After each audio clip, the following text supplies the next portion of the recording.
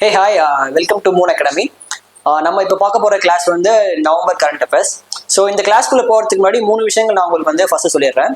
First என்னன்னா வந்து நான் பர்சனலி ஃபீல் பண்ணுறேன், நான் வந்து என்னோட கரண்ட் அஃபேர்ஸ் கிளாஸுக்கு ப்ராப்பர் இன்ட்ரெக்ஷன் கொடுக்கலையோ அப்படின்னு நான் ஃபீல் பண்ணுறேன். அது என்னன்னா வந்து குறிப்பிட்ட டைம் வந்து 1 hour தான். அந்த 1 hourல வந்து நான் 1 மாதம் கரண்ட் அஃபேர்ஸ் உங்களுக்கு எடுக்கணும், அதோட பேக்ரவுண்டே எடுக்கணும். அதனால் எனக்கு ப்ராப்பரான இன்ட்ரெக்ஷன் கொடுக்க முடியலையோன்றது எனக்கு ஒரு கவலையாக இருந்துச்சு. அதை இப்போ முடிச்சிடுறேன். அது என்னன்னா வந்து மற்ற இன்ஸ்டியூட்ஸோ இல்லை மற்ற நிறைய யூடியூப் சேனல்ஸ் இருக்கு கரண்ட் அஃபேர்ஸ் போடுறவங்க. அந்த கிளாஸஸ் கம்பேர் பண்ணும்போது என் கிளாஸ் ரொம்ப டிஃப்ரெண்டாக இருக்குன்றது எனக்கு தெரியும். இதை நான் வந்து ஏன் உங்களுக்கு சொல்கிறேன்னா, நான் ஒரு பெரிய இன்ஸ்டியூட்ல படிச்சிருக்கேன் குரூப் 1 மெயின்ஸுக்கு. அந்த இன்ஸ்டியூட்ல என்ன பண்ணாங்கன்னா வந்து ஒரு க்ளோஸ்டு டோரில் வெறும் ஆஃப்லைனில் ஒரு மாடலாக கரண்ட் அஃபேர்ஸ் எடுத்தாங்க. ஓகேங்களா? இப்போ நான் உங்களுக்கு எடுக்கிற மெத்தடும் எனக்கு அங்கே எடுத்த மெத்தடும் ஒன்று. அப்போ தான் நான் புரிஞ்சுக்கிட்டேன் இந்த மாதிரி பெரிய பெரிய இன்ஸ்டியூட்ஸ்லாம் என்ன பண்ணுறாங்கன்னா இந்த மாதிரி க்ளோஸ்டு டோர்ஸில் மக்களை உள்ள வச்சு ஒரு மாதிரி புதுவிதமாக கரண்ட் அஃபேர்ஸ் எடுக்கிறாங்க அப்படின்றத புரிஞ்சுக்கிட்டேன். ஸோ நான் என்ன பண்ணேன், இந்த மாதிரி கரண்ட் அஃபேர்ஸை வந்து யூடியூப்ல ரெஃபர் பண்ணும்போது எக்ஸிஸ்டிங்காக இப்போ இருக்கிற கரண்ட் அஃபேர்ஸ் சேனல்ஸ்ல எப்படி இருக்குன்னா, ஒரு ஸ்லைட் இருக்கு. இப்போ அக்டோபர் கரண்ட் அஃபேர்ஸ் எடுத்தீங்கன்னா ஒரு ஸ்லைட் இருக்கு. அந்த ஸ்லைட்ல மொத்தம் ஒரு 50 பேஜ் இருக்கு. அந்த 50 பேஜ்ல question and answer Tamil and இங்கிலீஷ்ல கொடுத்துட்டு அப்படியே படிச்சுட்டு போயிடுறாங்க. ஆனால் கரண்ட் அஃபேர்ஸ் வந்து உங்களுக்கு அந்த மாதிரி இருக்க கரண்ட் அஃபேர்ஸ் வந்து மோஸ்ட்லி யூஸ் ஆகாது. என்னோட பர்சனல் எக்ஸ்பீரியன்ஸை சொல்கிறேன். ஏன்னா நான் 2 குரூப் 1 மெயின்ஸ் எழுதியிருக்கேன், 2 குரூப் 2 மெயின்ஸ் எழுதியிருக்கேன். அந்த மாதிரி கரண்ட் அஃபேர்ஸ் வந்து உங்களுக்கு மோஸ்ட்லி யூஸ் ஆகாது. மேபி அது 1-2 கொஸ்டின் வரலாம், அவ்வளோதான். அதுக்காக நீங்கள் அன்வான்ட் நியூஸ் தான் அங்கே நிறைய இருக்கே தவிர்த்து உங்களுக்கு கரண்ட் அஃபேர்ஸ் அங்கே இல்லை. நான் எடுக்கிற மெத்தட் வந்து ரொம்ப புதுசாக இருக்குன்னு எனக்கு தெரியும். வெரி ஃபியூ இன்ஸ்டியூட்ஸ் மட்டும் தான் ஆன்லைனில் எப்படி இந்த மெத்தட்ல எடுக்கிறாங்கன்னு எனக்கு தெரியும். என்னோட ஐடியா அப்படின்னா, உங்களுக்கு ஒரு 6 மாதம் கரண்ட் அஃபேர்ஸ் எடுத்துட்டு அதோட பேஸ், அதோட பேக்ரவுண்டு. ஃபார் எக்ஸாம்பிளுக்கு அக்டோபர் 2 காந்தி ஜெயந்தின்னு எல்லாருக்குமே தெரியும், சின்ன குழந்தை கூட சொல்லும். ஆனா காந்தி என்ன பண்ணாரு, அவரோட பர்த்டேவை இன்டர்நேஷனல் நான் வயலன்ஸ் டேவா கொண்டாடுற அளவுக்கு காந்தி என்ன சாதனை படைச்சாருன்றது ஆஸ்பிரன்ஸுக்கு தெரிஞ்சிருக்கணும். அவரோட பேக்ரவுண்ட் ஹிஸ்டரி ஃபுல்லா தெரிஞ்சிருக்கணும். அதேதான் நான் எல்லா ரீடர்ஸ்க்கும் சொல்றேன். அதே மாதிரி செப்டம்பர் 17 வந்து பெரியாரோட பர்த்டே வந்து சோஷியல் ஜஸ்டிஸ் டேவா நம்ம வந்து கொண்டாடுறோம். சோஷியல் ஜஸ்டிஸ் டேவா கொண்டாடுற அளவுக்கு பெரியார் எவ்வளவு பெரிய சாதனைகளை பண்ணாருன்றத ஆஸ்பிரன்ஸ் எல்லாம் தெரிஞ்சிருக்கணும். ஓகேங்களா? என்னோட ஒரே ஒரு டார்கெட் என்னன்னா, நான் மட்டும் எங்க அகாடமியோட டார்கெட் என்னன்னா, உங்களை எப்படியாவது அந்த 50,000 பேர் நான் சொன்ன பார்த்தீங்களா ஹெவி காம்படிஷன் லிஸ்ட், அந்த ஹெவி காம்படிஷன் லிஸ்ட்டுக்குள்ள உங்களை சேர்த்துணும். உங்களை கொண்டு போய் சேர்த்துட்டாலே நீங்க ஈஸியா இந்த வருஷமோ இல்லை அடுத்த வருஷமோ பாஸ் பண்ணுவீங்க. எனக்கு ஒரு சின்ன மன வருத்தம் என்னன்னா, நான் சொன்ன சில யாரையும் குறைவா பேசுறவங்கள சில கரண்ட் அஃபேர்ஸ்லாம் வந்து ஐ பர்சனலி ஃபெல்ட் எனக்கு வந்து அவ்வளோ கண்டென்ட் இருக்க மாதிரி எனக்கு தெரியல. அதெல்லாம் பார்த்தீங்கன்னா 40K views 50K views ஈஸியாக போயிருக்கு. ஆனால் நான் எடுக்கிற கிளாஸ் வந்து நான் அவ்வளோ கண்டென்ட் கொடுக்குறேன். எனக்கு வந்து ஒரு 300 வியூ போகிறதுக்கே என் வீடியோ ரொம்ப கஷ்டப்படும் போது எனக்கு உண்மையாக மன கஷ்டமாக தான் இருக்கு. பட் நான் அது இது குறையா சொல்ல, பட் போக போக எங்களுடைய கிளாஸ் பிக்கப் ஆகுன்ற என்ற நம்பிக்கை நிறையவே இருக்கு. ஏன்னா வந்து நான் கொடுக்குற கண்டென்ட் அவ்வளோ முக்கியம். இது உங்களுக்கு இப்போ புரியலனாலும் கண்டிப்பாக எக்ஸாம் ஹாலில் போய் பேப்பரை பார்க்கும்போது என்ன கண்டிப்பாக யோசிச்சு பார்ப்பீங்க. இதுதான் ஃபர்ஸ்ட் விஷயம் பேச வந்தது. செகண்ட் விஷயம் வந்து என்னன்னா, போன வாரமும் சரி இந்த வாரமும் சரி தமிழ்நாடோட ஹிஸ்டரியை மாத்துற அளவுக்கு 2 முக்கியமான நியூஸ் வந்துச்சு. இந்த வாரம் வந்த நியூஸ் என்னன்னா, ஸ்டேட் அண்ட் சென்டர் அவங்களோட ரிலேஷன்ஸை வந்து வியூ பண்றதுக்காக ஒரு கமிட்டி போட்டிருக்காங்க. 15 பேர் கொண்ட கமிட்டி. சீஃப் ஜஸ்டிஸ் ஒரு ஜஸ்டிஸை வச்சு போட்டிருக்காங்க. இது வந்து எப்படின்னா, மத்திய அரசுக்கும் மாநில அரசுக்கும் இருக்கிற உறவை வந்து எப்படி இருக்கு, இதுல என்ன இம்ப்ரூவ் பண்ணலாம் அப்படின்னு சொல்லி சில முக்கியமான ரெக்கமெண்டேஷன்ஸ் இந்த கமிட்டி கொடுக்கும். இது எங்கேயோ பார்த்த மாதிரி இருக்கு அப்படின்ற மாதிரி இருக்குன்னா, 1969ல ஜேடிஎம்கே பீரியட்ல தான் வந்து என்ன பண்ணாங்க, ராஜமன்னார் கமிட்டி போட்டாங்க. ராஜமன்னார் கமிட்டி ரெக்கமெண்டேஷன்ஸ் வந்து ரொம்ப ரொம்ப இம்பார்ட்டன்ட். அதை வந்து நிறைய வாட்டி குரூப் 1 மெயின்ஸ்லேயே கேட்டாங்க, குரூப் 2 மெயின்ஸ்லேயே கேட்டிருக்காங்க. மெயின்ஸ் மட்டும் இல்லை, ப்ரிலிம்ஸ்ல ஏகப்பட்ட வாட்டி கேட்டாங்க. எஸ்பெஷலி அந்த மெம்பர்ஸ்லாம் யாருன்னு கேட்பாங்க அடிக்கடி. அவ்வளோ முக்கியமான கமிட்டி ராஜமன்னார் கமிட்டி. அதுக்கப்புறம் இது தமிழ்நாடு போட்ட கமிட்டி. அது சென்டர்ல என்ன பண்ணாங்கன்னா வந்து சென்டர் வந்து சர்க்கார் கமிட்டி ஒரு கமிட்டி போட்டாங்க. அவங்க போட்ட ரெக்கமெண்டேஷன்ஸை இம்ப்ளிமெண்ட் பண்ணி தான் இன்டர்ஸ்டேட் கவுன்சில் அதெல்லாம் வந்து வந்துச்சு. இந்த மாதிரி இந்த சென்டர் ஸ்டேட் ரிலேஷன் பேஸ் பண்ணி எந்த கமிட்டி போடாது ரொம்ப முக்கியம். இப்போ ஹிஸ்டரியிலே திரும்ப ஒரு டேர்ன் ஓவர் மாதிரி திரும்ப ஹிஸ்டரி ரிப்பீட்ஸ்னு சொல்லுவாங்களா, அந்த மாதிரி திரும்ப இந்த சென்டர் ஸ்டேட் ரிலேஷன்ஸ்க்காக வந்து ஒரு கமிட்டி போட்டிருக்காங்க. அது ரொம்ப ரொம்ப முக்கியம். அடுத்த ஒரு 6 மாசம் இல்லை 1 வருஷம் வரைக்கும் இது பற்றி பேசப்படும். இன்னொரு விஷயம் என்னன்னா, கவர்னரோட பவர்ஸை கண்ட்ரோல் பண்ணி சுப்ரீம் கோர்ட் வந்து தீர்ப்பு கொடுத்துருக்காங்க. அதை பத்தி சொல்லணும், கண்டிப்பா சொல்லணும். அது உள்ள போறதுக்கு முன்னாடி ஒரு சின்ன விஷயம் மட்டும் சொல்லிடுறேன்.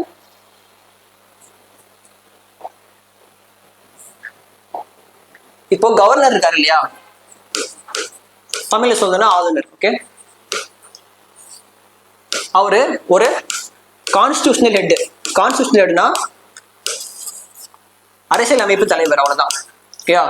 டைட்டில் ஹெட்னு கூட சொல்லுவாங்க இங்கிலீஷ்ல. அவருக்கு வந்து பெரிய பவர்ஸ் எதுவும் கிடையாது. கான்ஸ்டியூஷனை குறிப்பிட்ட இருக்க பவருக்கு மட்டும்தான் அவருக்கு இருக்கு. இப்போ என்ன பிரச்சனை வருதுன்னா, நிறைய ஸ்டேட்ல, ஐ மீன் சென்டர்ல ஆட்சியில இருக்க ஒரு பார்ட்டி, ஸ்டேட்ல ஆட்சியில இருக்கு வேற பார்ட்டி வச்சுக்கோங்க. ஃபார் எக்ஸாம்பிள் தமிழ்நாட்டுல வேற ஒரு கட்சி இருக்கு ஆட்சியில இருக்கு, சென்டர்ல வேற ஒரு கட்சி இருக்கு. இந்த மாதிரி எந்தெந்த ஸ்டேட்லாம் வேற கட்சி ஆட்சியில இருக்கோ அங்க இருக்க கவர்னர்ஸ் என்ன பண்றாங்கன்னா வந்து ஸ்டேட்ஸோட எஃபெக்டிவ்னஸை குறைக்கிறாங்க, அவங்களோட பவர்ஸை குறைக்கிறாங்க அப்படின்ற ஒரு பேச்சு வந்துட்டு இருந்துச்சு. அதுக்கேற்ற மாதிரி தான் கவர்னர்ஸோட பிஹேவியர்ஸும் நிறைய இடத்துல இருந்துச்சு, நிறைய கிளாஸ் வந்துச்சு.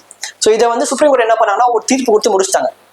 ஸோ அதுக்கெல்லாம் போறதுக்கு முன்னாடி கவர்னருக்கு என்னென்ன பவர் இருக்குன்னு பார்த்துக்கலாம். ஒன்று ஆர்டிகல் 200, அப்புறம் ஆர்டிகல் 201. இந்த மூணுத்துலயும் வந்து கவர்னருக்கு வீட்டோ அதிகாரங்கள் இருக்கு. இந்த வீட்டோ அதிகாரம் என்னன்னா, கவர்னர் நீங்க ஒரு அசம்பிளில பில் பாஸ் பண்றீங்க. ஃபார் எக்ஸாம்பிளுக்கு என்ன ஒரு பில் பாஸ் பண்றோம்னு வச்சுக்கோங்க.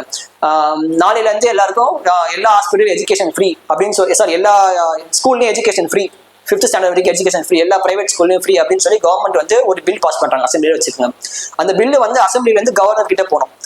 கவர்னர் கிட்ட அந்த பில்லு வந்ததுக்கு அப்புறம் அவருக்கு இந்த வீட்டோ பவர்ஸ் இருக்கு. அதுல மூணு வகையா செய்யலாம். 3 வகையான பவர்ஸ் வந்து கவர்னருக்கு இருக்கு. ஒண்ணு அந்த பில்லை அசென்ட் பண்றது. அசென்ட்னா கையெழுத்து.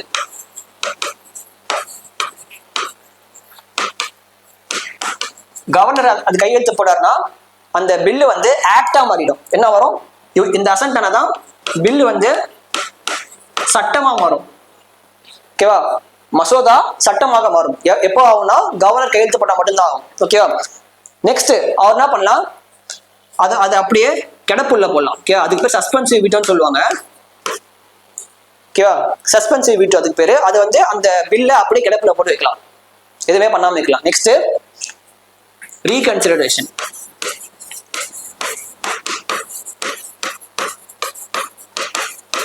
ரீகன்சிடரேஷன்னா இந்த பில்ல பிரச்சனை இருக்கு, இப்ப நான் வந்து எல்லா ஸ்கூலுக்கும் எஜுகேஷன் ஃப்ரீன்னு சொல்லிட்டா எவ்வளவு பிரைவேட் ஸ்கூலுக்கு நீங்க காசு கட்டுவீங்க அப்படின்னு சொல்லி என்ன பண்றாரு கவர்னர் வந்து இந்த பில்லை திரும்பி அனுப்பிடுறாரு, அசம்பிளிக்கு அனுப்பிடுறாரு. நீங்க திரும்ப மாத்தி எடுத்துடுவாங்க அப்படின்னு சொல்லி அனுப்பிடுறாங்க. ஆனா அசம்பிளி என்ன பண்ணலாம், அசம்பிளிக்கு இப்ப 2 ஆப்ஷன் இருக்கு. இந்த டைம்ல அசம்பிளிக்கு 2 ஆப்ஷன் இருக்கு. First option no change, second change. அவ்வளவுதான். நோ சேஞ்சில் அதெல்லாம் கிடையாது, அதெல்லாம் நாங்க பார்த்து வரோம், எங்க பிரச்சனை அப்படின்னு சொல்லி அந்த பில்லை எந்த மாற்றமும் செய்யாம திரும்ப கவர்னர் கையெழுத்துக்கே கொடுக்குறாங்க. அப்படி கொடுத்தா அந்த சிச்சுவேஷன்ல கம்பல்சரியா கவர்னர் கையெழுத்து போட்டு ஆகணும் அப்படின்றது கான்ஸ்டியூஷன்ல இருக்கு. ஓகே. இன்னொன்னு சேஞ்ச். சரி சார் நீங்க சொல்லிட்டீங்க, நீங்க சொல்றது கரெக்ட் தான் அப்படின்னு சொல்லி மாற்றம் பண்ணி கொடுத்தாலும் அந்த இடத்துல கையெழுத்து போட்டு ஆகணும். அது வந்து கவர்னரோட கட்டாயம். 3வது பவர் என்னன்னா கன்சிடரேஷன் டு பிரசிடென்ட். சரி, 4வது பவர் கவர்னர் வந்து இந்த ஒரு பில் வந்து நாட்டோட செக்யூரிட்டி, நேஷனல் செக்யூரிட்டி அஃபெக்ட் பண்ற மாதிரி இருக்கு, தேசிய பாதுகாப்பை குலைக்கிற மாதிரி இருக்கு அப்படின்னு நினைச்சாருன்னா அந்த பில்லை பிரசிடென்ட்டுக்கு அனுப்பி விட்டுடலாம். ஓகே, இந்த 4 பவர் இருக்கு கவர்னருக்கு. இது ஒரு பெரிய ஸ்டோரி, ஒரு 2-3 வருஷமா போன ஸ்டோரி, அதை நான் ஷார்ட்டா சொல்ல முடியல. ஓகேவா? இவ்வளவுதான் பவர்ஸ். இப்ப என்ன பண்ணிட்டாங்கன்னா இந்த அசன்ட் கொடுக்குற கான்ஸ்டியூஷன்ல என்ன இல்லை அப்படின்னா இதெல்லாம் செய்யலாம், ஆனா இந்த டைம்குள்ள செய்யணும், இந்த கையெழுத்தை வந்து 3 மாசத்துக்குள்ள போடணும், இந்த ரீகன்சிடரேஷன் 1 மாசத்துக்குள்ள போடணும் அப்படின்னு கான்ஸ்டியூஷன்ல பிரசிடென்ட்டுக்கும் சரி கவர்னருக்கும் சரி அந்த டைம் பீரியட் கொடுக்கல. அதனால மற்ற ஸ்டேட்ல இருக்க எல்லா கவர்னர்ஸ் எல்லாம் என்ன பண்ணாங்கன்னா ஒரு பில்லை கொடுத்தா அதை 2 வருஷம் 3 வருஷம் அப்படியே வச்சிருந்தாங்க சும்மா. ஓகேங்களா? சோ சுப்ரீம் கோர்ட்ல போய் பிரச்சனை பண்ணோம்னா என்ன பண்ணிட்டாங்கன்னா கவர்னர் இந்த ரீகன்சிடரேஷன் கொடுத்த பில்ல கம்பல்சரி அவர் வந்து ஒண்ணு கையெழுத்து போட்டே ஆகணும். ஆனா அதை என்ன பண்றாரு, பிரசிடென்டோட அனுமதிக்கு போட்டாரு. அது பெரிய பிரச்சனை ஆயிடுச்சு. இது கான்ஸ்டியூஷனோட பவர்லே இல்லை, அதை எப்படி நீங்க செய்யலாம் அப்படின்னு சொல்லி பெரிய பிரச்சனை ஆகும். என்ன ஆச்சுன்னா சுப்ரீம் கோர்ட் இப்ப தீர்ப்பு கொடுத்துறாங்க. என்ன தீர்ப்பு கொடுத்துறாங்கன்னா இந்த ஒரு இதுக்கும் ஒரு டைம் லிமிட் கொடுத்துறாங்க. சிலதுக்கு 3 மாசம், சிலதுக்கு 1 மாசம் அப்படின்னு சொல்லி டைம் லிமிட் கொடுத்துறாங்க. சரி, யாருக்கு? பிரசிடென்ட்டுக்கும் கொடுத்துருக்காங்க, கவர்னருக்கும் கொடுத்துருக்காங்க. பிரசிடென்ட்டும் ஒரு கான்ஸ்டியூஷன் அமைப்பு தான், சுப்ரீம் கோர்ட்டும் ஒரு கான்ஸ்டியூஷன் அமைப்பு தான். ஆனா நீங்க பாருங்க, பிரசிடென்ட்டுக்கே சுப்ரீம் கோர்ட் வந்து டைம் லிமிட் கொடுக்குறாங்கன்னா அப்போ சுப்ரீம் கோர்ட்டோட பவர் எப்படி இருக்குன்னு பாத்துக்கோங்க. ஓகேவா? சரி சார் நீங்க சொல்றீங்க சுப்ரீம் கோர்ட்டுக்கு இவ்வளவு பவர் இருக்குன்னு சொல்றீங்க, அந்த பவர் எங்க இருந்து வருது? இப்போ நம்ம பிரசிடென்ட்டுக்கு இப்போ இவருக்கு கவர்னருக்கு ஆர்டிகல் இருக்கு, பிரசிடென்ட்டுக்கு ஆர்டிகல் 55 இருக்கு. அப்போ சுப்ரீம் கோர்ட் என்ன ஆர்டிகல் இருக்கு, எந்த ஆர்டிகல் வச்சு கொடுத்தாங்கன்னு பாத்தீங்கன்னா ஆர்டிகல் 142. இந்த ஆர்டிகல்ஸ் மனப்படமா ஞாபகம் வச்சுங்க. கண்டிப்பா எக்ஸாம்ல இந்த 3 ஆர்டிகல் வரும். 142, 200, 201, 55 எல்லாம் கண்டிப்பா எக்ஸாம்ல வரும். இந்த 142ல என்ன போட்டிருக்குன்னா கம்ப்ளீட் ஜஸ்டிஸ். Complete justice. ஒரு இடத்துல சுப்ரீம் கோர்ட் வந்து கம்ப்ளீட்டா ஒரு நியாயத்தை வழங்கணும் அப்படின்னா இந்த ஆர்டிகல் யூஸ் பண்ணலாம். இந்த ஆர்டிகல் படி அவங்களுக்கு எல்லையில்லா சக்தி கொடுக்கப்பட்டிருக்கு. அந்த ஆர்டிகல் யூஸ் பண்ணி தான் இது வரைக்கும் சுப்ரீம் கோர்ட் பல அச்சீவ்மெண்ட் பண்ணிருக்காங்க. அதுல ஒண்ணு வந்து விசாகா கைட்லைன்ஸ் ஒன்று சொல்லுவாங்க. விசாகா கைட்லைன்ஸ் தான் பெண்களை பாதுகாப்பா வச்சுக்கிறதுக்கு ஒரு கைட்லைன்ஸ் மாதிரி சுப்ரீம் கோர்ட் கொடுத்தாங்க. அது வந்து இந்த ஆர்டிகல் தான் சுப்ரீம் கோர்ட் கொடுத்தாங்க. அதே மாதிரி ஹைவேஸ்ல வந்து 500 மீட்டருக்கு பக்கத்துல ஒயின் ஷாப் இருக்கக்கூடாது அப்படின்னு சொல்லி சுப்ரீம் கோர்ட் தீர்ப்பு கொடுத்தாங்க. அந்த தீர்ப்பும் இதை வச்சுதான் கொடுத்தாங்க. இந்த ஆர்டிகல் 142 வச்சுதான் கொடுத்தாங்க. நெக்ஸ்ட் வந்து ஆக்சிடென்ட் ஆகி ஹாஸ்பிட்டல் போகும்போது உயிர் போற ஒருத்தர்கிட்ட வந்து நீங்க ஃபார்ம் ஃபில் பண்ணுங்கன்னு சொல்லக்கூடாது. இல்ல போலீஸ் ஸ்டேஷன் எஃப்ஐஆர் ஃபைல் பண்ணிட்டு வாங்க, அப்புறம் நாங்க உயிரை காப்பாத்துறோம் அப்படின்னு சொல்லக்கூடாது. ஃபர்ஸ்ட் இங்க ட்ரீட்மெண்ட் பண்ணணும் அப்படின்ற ஜட்மெண்ட் சுப்ரீம் கோர்ட் கொடுத்தது இந்த பவர் வச்சுதான். இப்போ இந்த ஆர்டிகல் 142 வச்சுதான் இந்த தீர்ப்பை கொடுத்துருக்காங்க. இது நாட்டுல மிகப்பெரிய பிரச்சனை ஆயிடுச்சு. பெரிய பிரச்சனை ஆயிடுச்சு. நம்ம வைஸ் பிரசிடென்ட் என்ன பண்ணிட்டாரு, அது எப்படி நீங்க வந்து இப்படி ஒரு தீர்ப்பு கொடுப்பீங்க? பிரசிடென்ட் யாருக்கும் அடங்க மாட்டாங்க. பிரசிடென்ட்டுக்கு எல்லை இல்லாத பவர் இருக்கு. பிரசிடென்ட்டையும் கவர்னரையும் இந்த மாதிரி பாயிண்ட் பண்ற இல்லைன்னா டேட் பண்ற பவர்ஸ் வந்து சுப்ரீம் கோர்ட்டுக்கு கிடையாதுன்னு சொல்லி பெரிய ஸ்பீச்சே கொடுத்துரு. அது இப்போ பெரிய இஷ்யூவா போயிட்டு இருக்கு. ஓகேவா? ஸோ இந்த 2 விஷயமே வந்து ரீசெண்டா கரண்ட் அஃபேர்ஸ்ல பண்ண மிகப்பெரிய மாற்றங்கள். இது நம்மளோட வருங்காலத்தையும் எப்படி மாற்ற போகுதுன்னு எனக்கு தெரியல. ஓகேவா? ஸோ இதை முக்கியமா இதை பேசணும்னு நினைச்சா பேசிட்டேன். நெக்ஸ்ட் தேர்ட் விஷயம் வந்து கமெண்ட்ஸ்ல வந்து ஒருத்தங்க வந்து என்ன பண்ணிருக்காங்க, நான் கேட்ட most of the questions answer பண்ணிருக்காங்க. இன்னொருத்தவங்க வந்து இன்னொரு 2-3 பேர் சூப்பரா ட்ரை பண்ணிருக்கீங்க. உங்க எல்லாருக்கும் வாழ்த்துக்கள். நீங்க ஈஸியா வந்து கூடிய சீக்கிரம் வேலை வாங்கணும்னு நான் வேண்டிக்கிறேன். ஏன் சொல்றேன்னா, யார் ஒருத்தர் வந்து எல்லா கிளாஸையும் விட்டுட்டு கரண்ட் அஃபேர்ஸ் கிளாஸுக்கு இம்பார்ட்டன்ஸ் கொடுக்குறாங்களோ அவங்க ஈஸியா வேலை வந்துடுவாங்க. ஏன்னா கரண்ட் அஃபேர்ஸ் படிச்சா நீங்க எல்லா சப்ஜெக்டும் படிச்ச மாதிரி. ஓகேவா?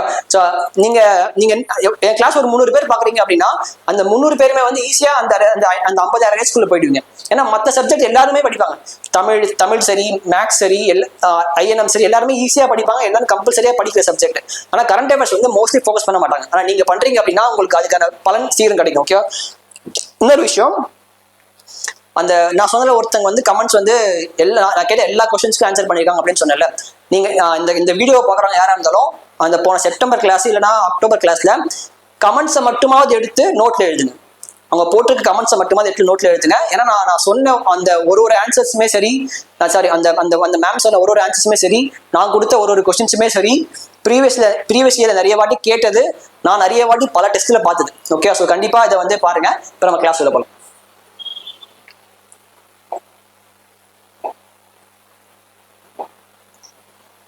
ஓகே, நான் போன கிளாஸ் சொன்ன மாதிரி இன்னொரு முக்கியமான விஷயம், குரூப் 4 வரப்போகுது. டேட் வந்து ஜூலை 12ன்னு நினைக்கிறேன். இந்த கிளாஸ் நாங்கள் சாட்டர்டே ரெக்கார்ட் பண்ணுறோம். மேபி நெக்ஸ்ட் தேர்ஸ்டே தான் இந்த வீடியோ வரும். அதுக்குள்ளே உங்களுக்கு நோட்டிஃபிகேஷன் வந்தாலும் வந்துடலாம். ஓகே? ஸோ ரெடியாக இருங்க, ஃபோக்கஸாக படிங்க. இவர் வந்து மௌலானா அபுல் கலாம் ஆசாத், இந்தியாவோட ஃபர்ஸ்ட் எஜுகேஷன் மினிஸ்டர். நான் உங்களுக்கு போன கிளாஸே சொல்லியிருந்தேன், இந்த மாதிரி நான் எடுக்க போற ஸ்லைடுக்கு முன்னாடியே ஒரு போட்டோ வச்சிருப்பேன். அந்த போட்டோ பேஸ் பண்ண ஸ்லைடு இருக்கும் அப்படின்னு சொல்லி. இவர் வந்து ஒரு பெரிய ஃப்ரீடம் ஃபைட்டர். எனக்கு ஃப்ரீடம் ஃபைட்டர்ஸ்னாலே பேசிக்கலி ரொம்ப பிடிக்கும். இந்த மாசம் ஃபுல்லா கரண்ட் அஃபேர்ஸ் எப்படி இருக்க போகுதுன்னா INM பேஸ் பண்ணி தான் இருக்க போகுது. ஓகேவா? பார்க்கலாமா? நவம்பர் 11 தேசிய கல்வி தினம். மௌலானா அபுல் கலாம் ஆசாத்தை கௌரவிக்கும் வகையில் ஏன்னா அவர் தான் வந்து ஃபர்ஸ்ட் எஜுகேஷன் மினிஸ்டர், இண்டிபெண்டன்ட் இந்தியாவோட ஃபர்ஸ்ட் எஜுகேஷன் மினிஸ்டர் அவர் தான். அவரை கௌரவிக்கிற விதமா ஒரு வருஷமா நவம்பர் 11 வந்து நேஷனல் எஜுகேஷன் டே வந்து கொண்டாடுறோம். ஓகே? ஸோ இப்போ இவரை பத்தின பேக்ரவுண்ட் பார்க்கணும். நான் சொன்னேன், நீங்க வந்து ஒரு கரண்ட் அஃபேர்ஸ் படிக்கும்போது அதோட பேக்ரவுண்டை பார்க்கணும், பேக்ரவுண்ட் ஃபுல்லா தெரிஞ்சுக்கணும். நான் ஆல்ரெடி சொன்ன மாதிரி நவம்பர் 11 எஜுகேஷன் டேவா கொண்டாடுற அளவுக்கு இவர் பண்ண கான்ட்ரிபியூஷன் என்ன அப்படின்றது எல்லா ஆஸ்பிரன்ஸுக்கும் தெரிஞ்சுக்கணும். ஓகே? அதான் இப்போ அதை பத்தி எடுக்கிறேன்.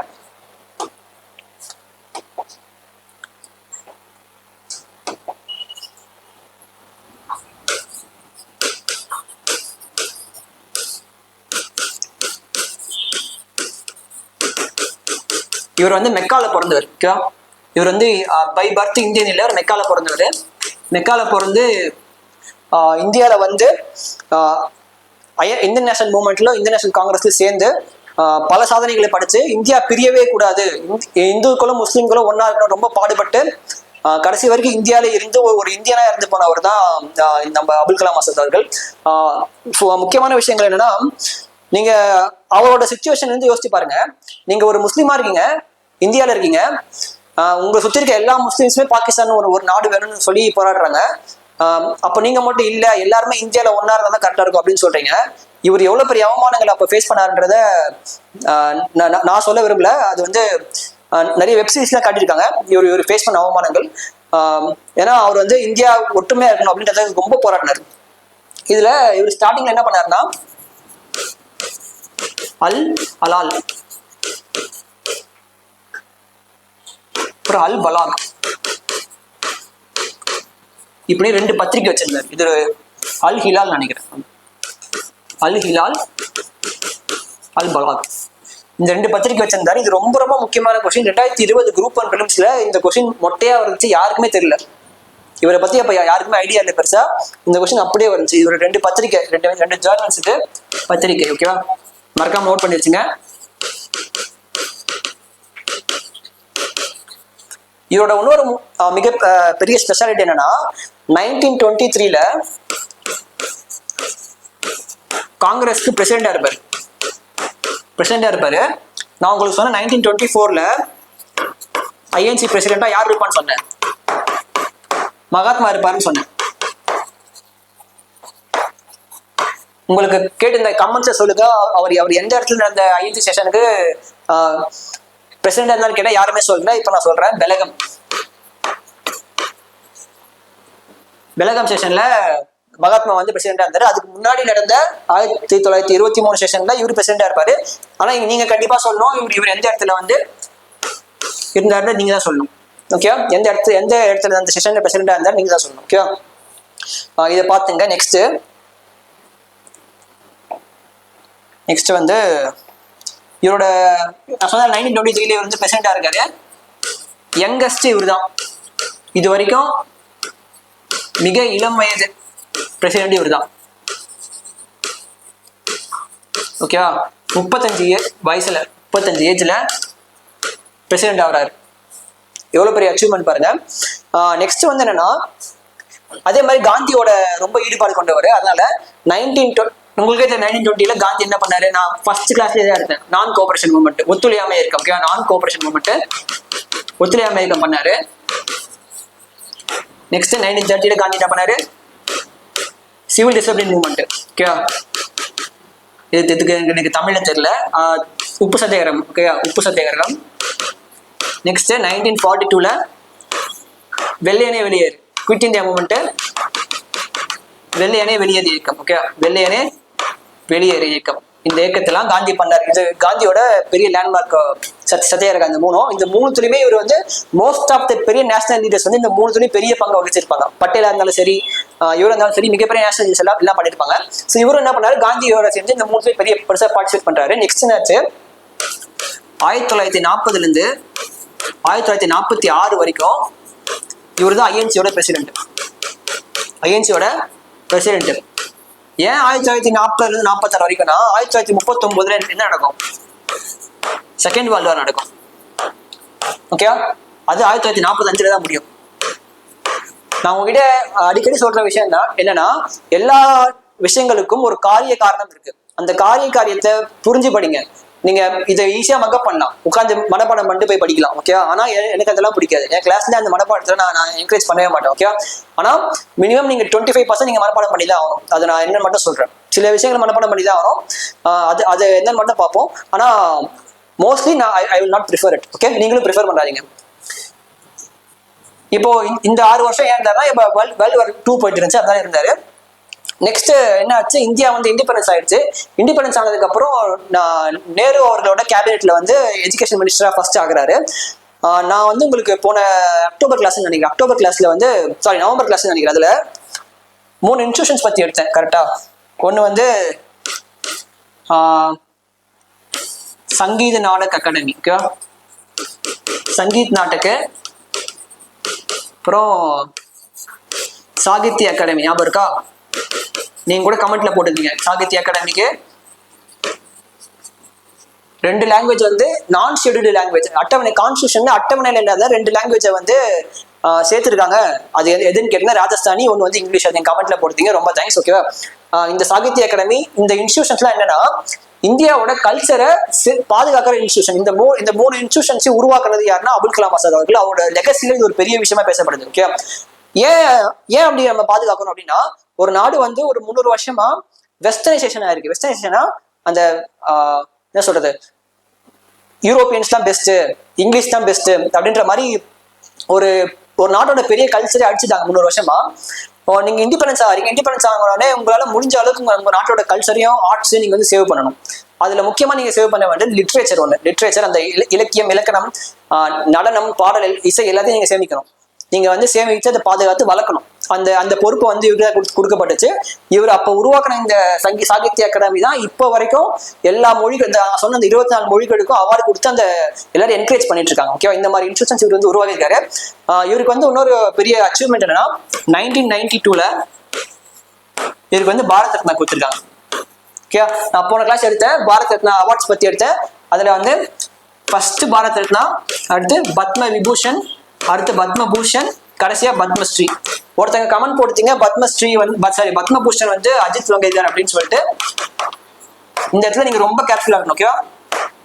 ரொம்ப கேர்ஃபுல்லா இருக்கணும். ஏன் சொல்றேன்னா, தமிழ்நாட்டில் இருக்க எல்லாருக்குமே தெரியும் பத்மபூஷன் வந்து அஜித் வங்கேகர். ஓகேவா?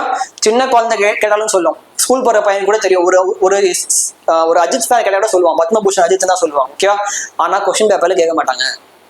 ஓகேவா? தமிழ்நாட்டுல இருந்து வேற யாரு வாங்கினா, இல்ல முக்கியமான வேற கல்ச்சர்ல இருந்து முக்கியமான வேற கல்ச்சரை பாதுகாத்த வேற யாரும் வாங்கினான்றதான் கேட்பாங்க. அஜித்தை பத்தி கொஸ்டினே வராது. ஓகேவா?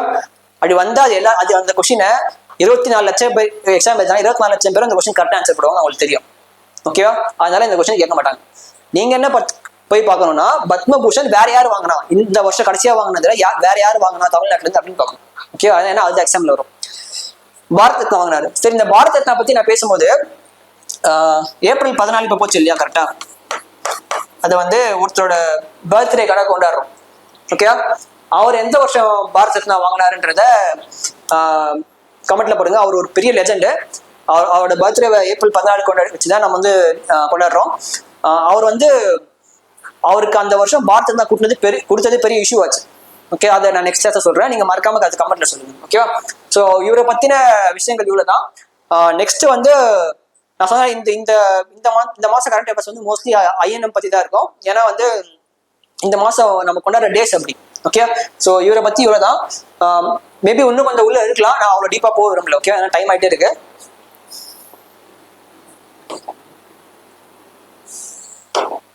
ஓகே, நெக்ஸ்ட் இவரை பத்தி பேசணும்னா நான் ஒரு நாள் ஃபுல்லா கூட பேசுவேன். ஓகேவா? என்னோட மோஸ்ட் எத்தனை மோஸ்ட்னா பேசி போட்டுங்க. எனக்கு ரொம்ப பிடிச்ச ஒரு நேஷனல் லீடர் இவரு.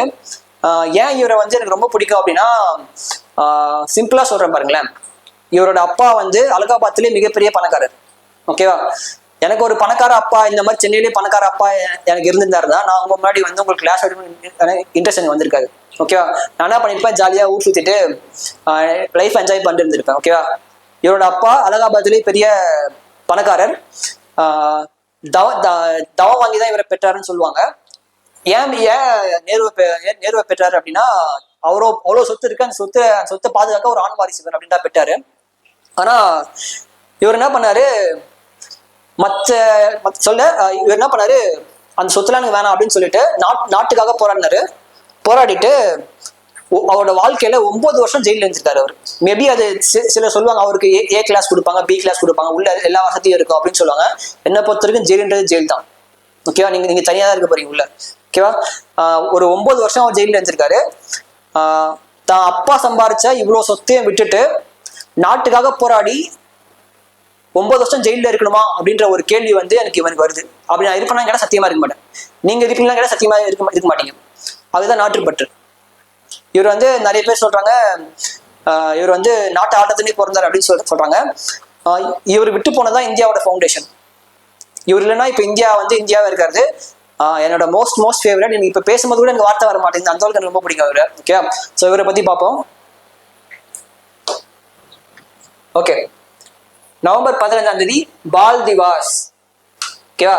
நான் உங்களுக்கு அடிக்கடி சொல்லியிருக்கேன், உங்களுக்கு டிஎன்பிசில நிறைய எக்ஸாம்பிள்ஸ் உங்களுக்கு காட்டியிருக்கேன். எப்படி வரும்? இப்படிதான் வரும், ஹிந்தியில தான் வரும். நேஷனல் சில்ட்ரன் டேன்னு வராது, தேசிய குழந்தை தினம்லாம் வராது, இப்படிதான் வரும் பால் திவாஸ். பால்னா என்ன, குழந்தை, அவ்வளவுதான், சிம்பிள்.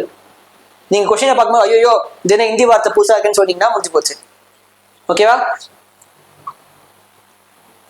டேட் 14 நவம்பர் நினைக்கிறேன், 14 November 15 November 14 November 14 November date வந்து 14 நவம்பர். ஓகேவா? பால் திவாஸ் என்று சொல்லி இவரை பத்தி கொண்டாடுறாங்க. இவரை பத்தி கொண்டாடுறதுக்கு 1000 காரணங்கள் இருக்கு. அந்த 1000 காரணத்தையும் முடிஞ்ச அளவுக்கு நான் இப்ப கவர் பண்றேன். ஓகேவா? அதுல பாருங்க மிக்சட் எக்கனாமி. மிக்சட் எப்படின்னா கலப்பு பொருளாதாரம். கலப்பு பொருளாதாரம்னா இந்தியாவில பாத்தீங்கன்னா பிஎஸ்என்எல் இருக்கு. ஓகேவா? அப்புறம் கவர்மெண்ட் கம்பெனி எவ்வளவு இருக்கு பாருங்க இந்தியாவில. பிஎஸ்என்எல் இருக்கு, ஐஓசிஎல் இருக்கு, ஹெச்பி, இந்துஸ்தான் பெட்ரோலியம், நீங்க பெட்ரோல் போற ஐஓசி, இந்தியன் ஆயில், இவ்வளோ கவர்மெண்ட் கம்பெனிஸ் இருக்கு. இதோட நிறைய மகாரத்னா மினிரத்னா கம்பெனிஸ் எல்லாம் ஏகப்பட்டது இருக்கு. ஓகேவா? இந்தியன் ரயில்வேஸ் ஒரு கவர்மெண்ட் கம்பெனி. ஓகேவா? அதே மாதிரி பாத்தீங்கன்னா கவர்மெண்ட் கம்பெனி இருக்கு. பிரைவேட்டா பாத்தீங்கன்னா டாடா இருக்காரு, பிர்லா இருக்காரு, வோடஃபோன் வருதா பில்ல, டாடா இருக்காரு, பிர்லா இருக்காரு, அம்பானி இருக்காரு, அதானி இருக்காரு. பிரைவேட்டும் பப்ளிக்கும் ஒன்னா சேர்ந்து எக்கனாமியை வளர்க்குறாங்க. இதுதான் மிக்சட் எக்கனாமி. ஓகேவா? கலப்பு பொருளாதாரம். ஒரு நாட்டுல பிரைவேட் பப்ளிக்கா சேர்ந்த எல்லா அமைப்புகளும் இருக்கும், பிரைவேட்டான அமைப்புகளும் இருக்கும். ஆனா நீங்க சைனாக்கு போனீங்கன்னா கவர்மெண்டோட அமைப்பு தான் ப்ராமினென்டா இருக்கும். கவர்மெண்ட் வச்சிருக்க இன்ஸ்டியூஷன்ஸ் தான் ப்ராமினென்ட். ஃபார் எக்ஸாம்பிளுக்கு நீங்க ஹுவாய் போன்லாம் யூஸ் பண்ணுவீங்க, பாத்துருக்கீங்களா? ஹுவாய் போன் அது வந்து சைனா கவர்மெண்டோட போன். அது சைனா கவர்மெண்ட் கம்பெனி மேனுஃபேக்சர் பண்ணி கொடுக்குற போன் அது. ஆனா Xiaomi வந்து பிரைவேட் கம்பெனி. அங்க வந்து பாத்தீங்கன்னா ப்ராமினென்ட்டா யார் இருப்பாங்கன்னா கவர்மெண்ட் கம்பெனிஸ் தான் ப்ராமினென்ட்டா இருப்பாங்க. ஓகே, ஏன்னா இந்தியா அப்படி இல்லை, அது வந்து கம்யூனிஸ்ட் கண்ட்ரி. இந்தியா வந்து மிக்சட் எக்கனாமி. ஓகே, நெக்ஸ்ட் நான் அலைன்மெண்டா அணிசேரா திட்டம். அணிசேரா திட்டம்னா நம்ம இண்டிபெண்டன்ஸ் ஆகும்போது என்ன ஆச்சுன்னா ரஷ்யா ஒரு பக்கமோ அமெரிக்கா ஒரு பக்கமோ தனியா பிரிஞ்சிருந்தாங்க. ரஷ்யா வந்து அப்போ ரஷ்யாவா இல்லை, யுஎஸ்எஸ்ஆ இருந்துச்சு. அந்த நாடுகள்லாம் ஒரு கூட்டணியாகவும், அமெரிக்கா, பிரிட்டன், பிரான்ஸ், ஜெர்மனி இந்த நாடுகள் ஒரு கூட்டணியாகவும் இருந்துச்சு. இவங்களுக்கும் அவங்களுக்கும் ஆகாது பனிப்போர்னு சொல்லுவாங்க, கோல்டு வார் போயிட்டு இருந்துச்சு. அப்போ என்ன ஆச்சுன்னா இந்தியா இண்டிபெண்டன்ஸ் ஆகும்போது இந்தியா ரஷ்யா பக்கம் போகும்போதா இல்ல அமெரிக்கா பக்கம் சேரப்போதா அப்படின்ற ஒரு பேச்சுவார்த்தை போயிட்டு இருக்கும்போது நேரு மாமா தான் என்ன பண்ணாரு, ஃபர்ஸ்ட் இந்த நான் எலிமெண்டை கொண்டு வந்தார். நாங்க யார் பக்கமும் சேர மாட்டோம், எங்களுக்கு 2 பேருமே வேணும் அப்படின்ற ஒரு புது foreign policy, India foreign policy father வந்து நேரு மாமா அவர்கள் தான் இந்த ஒரு புது பாலிசியை கொண்டு வந்தார். அதனாலதான் இன்ன வரைக்கும் இந்தியா வந்து ரஷ்யா கூடயே ஃப்ரெண்டா இருக்கு, அமெரிக்கா கூடயே ஃப்ரெண்டா இருக்கு. அது காரணம் இவர் போட்ட ஃபவுண்டேஷன். ஓகே, நெக்ஸ்ட் எஜுகேஷன் இவர் பண்ண அந்த புரட்சியா. இந்தியாவில் இருக்க ஐஐடி, ஐஐஎம், அப்புறம் வந்து மிகப்பெரிய எஜுகேஷன் இன்ஸ்டியூஷன்ஸ், நம்ம ஐஐடி மெட்ராஸ் இருக்குல்ல, அது இவர் பெரிய பண்ணது. அப்புறம் என்ஐடி, இந்த மாதிரி பெரிய பெரிய இன்ஸ்டியூஷன்ஸ் இந்தியாவில் வர்றதுக்கு முக்கியமான காரணம் இவர் தான். அப்புறம் இந்தியா மக்களோட படிப்பறிவுக்காக நிறைய ஸ்கூல்ஸ் வந்து திறந்தாங்க. அது இவரும் காமராஜர் ஐயாவும் சேர்ந்துக்கிட்டு பண்ணாத புரட்சிகளே கிடையாது. ஓகே, நெக்ஸ்ட் ஸ்பேஸ் சொல்லவே வேணாம். இஸ்ரோக்கு வந்து அப்போ பழைய பேரு இன்கோஸ்பார் 1962ல உருவாக்குறாங்க. ஓகே, இவர் வந்து இவரோட ஆட்சி காலம் வந்து 1952ல இருந்து 1964 வரைக்கும். ஓகே, இது வந்து இண்டிபெண்டன்ஸ்க்கு அப்புறம் சொல்றேன். ஓகே, இண்டிபெண்டன்ஸ் முன்னாடி என்ன 1946ல இருந்து 1952 வரைக்கும் இன்டம் கவர்மெண்ட் ஒன்று இருந்திருக்கும், இடைக்கால அரசு. ஓகே, இடைக்கால அரசு. இந்த இடைக்கால அரசுலையும் இவர் தான் பிரைம் மினிஸ்டரா இருந்திருப்பாரு. இப்போ வந்து ஸ்பேஸ் பாத்தீங்கன்னா அவர் வந்து இஸ்ரோட ஃபவுண்டேஷன் போட்டது அவர் தான். டிஃபென்ஸ் எப்படி வந்தோம், டிஆர்டிஓ. ஓகேவா, ஆர்டினன்ஸ் ஃபேக்டரின்னு சொல்லுவாங்க. ஓகேவா, அப்புறம் பார்டர் ரோட் ஆர்கனைசேஷன் சொல்லுவாங்க. ஓகேவா, இந்தியாவை டிஃபென்ஸ்ல ஒரு மிகப்பெரிய பவரா வளர்க்கணுன்றது இவரோட மிகப்பெரிய கனவா இருந்துச்சு. அதுக்கு போட்ட ஃபவுண்டேஷன் இதெல்லாம். ஓகேவா, next nuclear Baba atomic research commission தெரியும்ல, அந்த மாதிரி நியூக்ளியர் பவர்லயும் நம்ம ஹோமி பாபாவை வச்சு மிகப்பெரிய கான்ட்ரிபியூஷன் கொடுத்தது நேரு அவர்கள் தான். நெக்ஸ்ட் டெக்னாலஜிக்கான ஃபவுண்டேஷன். ஓகேவா, இந்தியாவில் வந்து ஹெவி மிஷினரிஸ்ன்னு சொல்றாங்க, பெல் சொல்றாங்க, BHEL பெல். நம்ம ராணிப்பேட்டில் இருக்கு, திருப்பூர்ல இருக்கு. ஓகே, ராணிப்பேட்டில் இருக்கு, திருச்சியில் இருக்கு. இந்த மாதிரி பெல் மாதிரி ஹெவி மிஷினரிஸ், பெரிய பெரிய மிஷினரிஸ் மேனுஃபேக்சரிங் பண்ற கம்பெனிஸ். அந்த மாதிரி nuclear power plants, thermal power plants இதெல்லாம் வந்து அப்பவே இந்தியாவில் கொண்டு வர வச்சவர் வந்து நேரு அவர்கள் தான். இவரோட கான்ட்ரிபியூஷன் வந்து இந்தியாவோட வளர்ச்சிக்கு இன்றியமையாதது. அதனால தான் இவர் வந்து ஆர்கிடெக்ட் ஆஃப் மாடர்ன் இந்தியா அப்படின்னு சொல்லுவாங்க. ஓகே, ஸோ இவரை பத்தின ஐஎன்சி சம்பந்தப்பட்ட விஷயங்கள் பார்ப்போம்.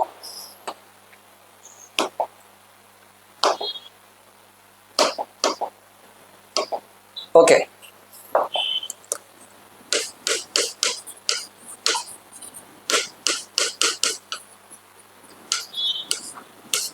நேரு மாமான்றது அவரை இந்தியில வந்து நேரு சாச்சான்னு கூப்பிடுவாங்க. நான் சின்ன வயசுல இருந்தே அவர் அப்படி கூப்பிட்டு பழகிட்டேன். ஓகேவா, இவர் வந்து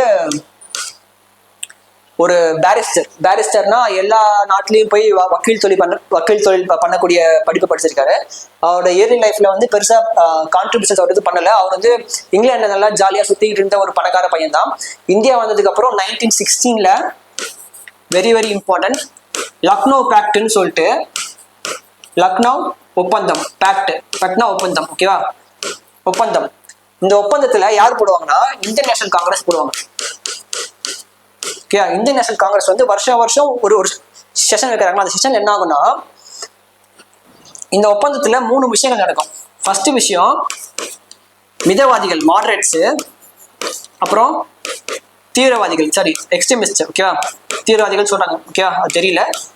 மாடரேட்ஸ், எக்ஸ்ட்ரீமிஸ்ட் இவங்க 2 பேரும் பிரிஞ்சிருவாங்க. எப்ப பிரியாங்க? சூரத்ல பிரிவாங்களா இவங்க 1907 சூரத் பிளவா, சூரத் ஸ்பிளிட், சூரத் பிளவு. இந்த பிளவுக்கு அப்புறம் என்ன ஆச்சு, ரெண்டா பிரிஞ்சிரும். ஒருத்தங்க வந்து மிதவாதிகள், ஒருத்தவங்க தீவிரவாதிகள், 2 பிரிஞ்சிருவாங்க. அவங்க 2 பேரும் ஒன்னா சேருவாங்க இந்த ஒப்பந்தத்துல. 2வது ஒப்பந்தம், இந்துஸ் பிளஸ் முஸ்லிம்ஸ் இவங்க 2 பேரும் ஒன்னா வேலை செஞ்சு இந்தியாவோட சுதந்திரத்துக்காக போராடணும்னு சொல்லிட்டு ஒரு கையெழுத்து போடுவாங்க. 3வது, இது ஏன் ரொம்ப முக்கியம்னா, காந்தியும் நேரும் முதல்ல மீட் பண்ணுவாங்க. ஓகே, இப்போ இவரோட ஃபர்ஸ்ட் மீட் வந்து காந்தி கூட நடக்கும் போதே முடிவு பண்ணிட்டாரு, இனிமே நம்ம வாழ்க்கையே வந்து காந்திஜியை நோக்கி தான் போக போகுது முடிவு பண்ணிட்டாரு. அவரோட பேரிஸ்டர் தொழிலையும் அப்போ மோஸ்ட்லி விட்டுறாரு. அப்புறம் காந்தியோட ஃபுல்லா ஃபாலோ பண்றாரு. ஓகே, நான் ஆல்ரெடி பார்த்த மாதிரி காந்தி அந்த 3 பெரிய விஷயங்கள் பண்றாரு. 1920, 1930, 1942 இப்போ போனா. ஸோ நான் ஆப்வியஸா சொன்ன மாதிரி காந்தியோட போராட்டங்கள் எல்லாத்துலயும் ஒரு பெரும்பாலும் வகிச்சிருப்பாரு. அது மட்டும் இல்லாம நேரு அவர்கள் பண்ண விஷயங்கள் என்னன்னா,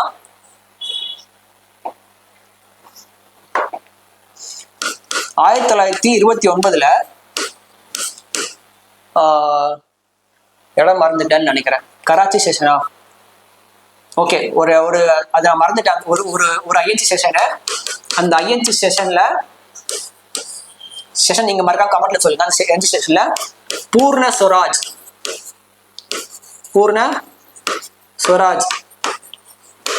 ஸ்வராஜ்னா விடுதலை. ஓகேலா, பூர்ணனா மொத்தம், பூர்ண ஸ்வராஜ் மொத்த விடுதலைனா, இனிமே வந்து இந்தியாவோட மொத்த டார்கெட்டும் பிரிட்டிஷ் கிட்ட இருந்து மொத்தமா விடுதலை அடைஞ்சு வர்றது அப்படின்னு சொல்லி ஒரு முக்கியமான தீர்மானத்தை ஏற்படுத்திட்டு அந்த தீர்மானத்துக்கு வந்து கொண்டாடுவாங்க. எப்ப கொண்டாடுவாங்கன்னா, இந்த தீர்மானம் வந்து நேரு அவர் தான் கொண்டு வந்ததால் தான் 26 ஜனவரி 1930 வந்து பூர்ண ஸ்வராஜ் டே, ஓகே, பூரண ஸ்வராஜ் தினம் அப்படின்னு கொண்டாடுவாங்க. ஓகே, அந்த 26 ஜனவரி தான் நம்ம இப்போ ரிப்பப்ளிக் டேவா கொண்டாடுறோம். நான் ஆல்ரெடி சொல்லியிருக்கேன், நமக்கு சின்ன வயசுல இருந்து 15 ஆகஸ்ட் வந்து இண்டிபெண்டன்ஸ் டே, 26 ஜனவரி வந்து ரிப்பப்ளிக் டே கொண்டாடிட்டு இருக்காங்க. ஓகேவா, அப்படின்றத நம்ம மனப்பாடம் பண்ணியே பழகிட்டோம். ஆனா 26 ஜனவரியை ஏன் நம்ம ரிப்பப்ளிக் டேவா கொண்டாடுறோன்றதுக்கு இவ்வளவு பெரிய ரீசன் இருக்கு. அந்த ரீசனுக்கு முக்கியமான காரணம் நம்ம நேரு மாமா தான். ஓகேவா, அவர் என்ன பண்ணாரு, இனிமே கம்ப்ளீட்டா நமக்கு இண்டிபெண்டன்ஸ் வேணும் அப்படின்னு சொல்லிட்டு இந்த ஒரு அறிக்கையை விடுறாரு ஐஎன்சி செஷன்ல. ஏன்னா இந்த செஷனுக்கு அவர் தான் பிரசிடென்ட். ஓகேவா, நம்ம ஆல்ரெடி பார்த்தோம் 1930 உப்பு சத்தியாகிரகம் போயிருப்பாங்க. இந்த இது நிறைவேற்றிட்டு இனிமே நம்ம சுதந்திரத்தை நோக்கி தான் போராடுறோம் அப்படின்னு சொல்லிட்டு 1930 நம்ம உப்பு சத்தியாகிரகத்தை ஆரம்பிச்சிடலாம் அப்படின்னு சொல்லிட்டு எல்லாரும் சேர்ந்து அந்த பூர்ண ஸ்வராஜ்யத்தை நோக்கி ஓடுவாங்க. அடுத்த மூவ்மெண்ட் ஃபார்ம் ஆகும். ஓகேவா, இந்த பூர்ண ஸ்வராஜ்யத்தை கொண்டாடுதான் 26 ஜனவரியை வந்து பூர்ண ஸ்வராஜ்ய டேவா கொண்டாடுவாங்க. அந்த 26 ஜனவரி தான் நம்ம வந்து மறக்காம இருக்கணுன்றதுக்காக ரிப்பப்ளிக் டேவா இந்த வரை கொண்டாடிட்டு இருக்கோம். ஓகே, இவரை பத்தின சில முக்கியமான விஷயங்கள் வேற ஒன்று இருக்கு. ஜார்னல்ஸ் இல்ல புக்ஸ், ஜார்னல்ஸ் நான் மறந்துட்டேன் இவர் என்ன ஜார்னல்ஸ் இருந்தாருன்னு. புக்ஸ் வந்து என்னன்னா,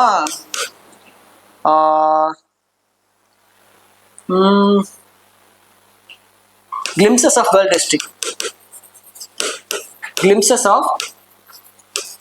history,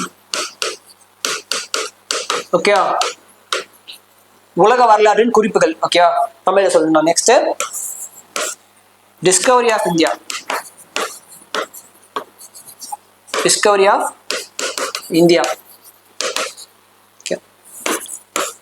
letters to Chief Ministers. ஓகேவா? Next fourth My autobiography.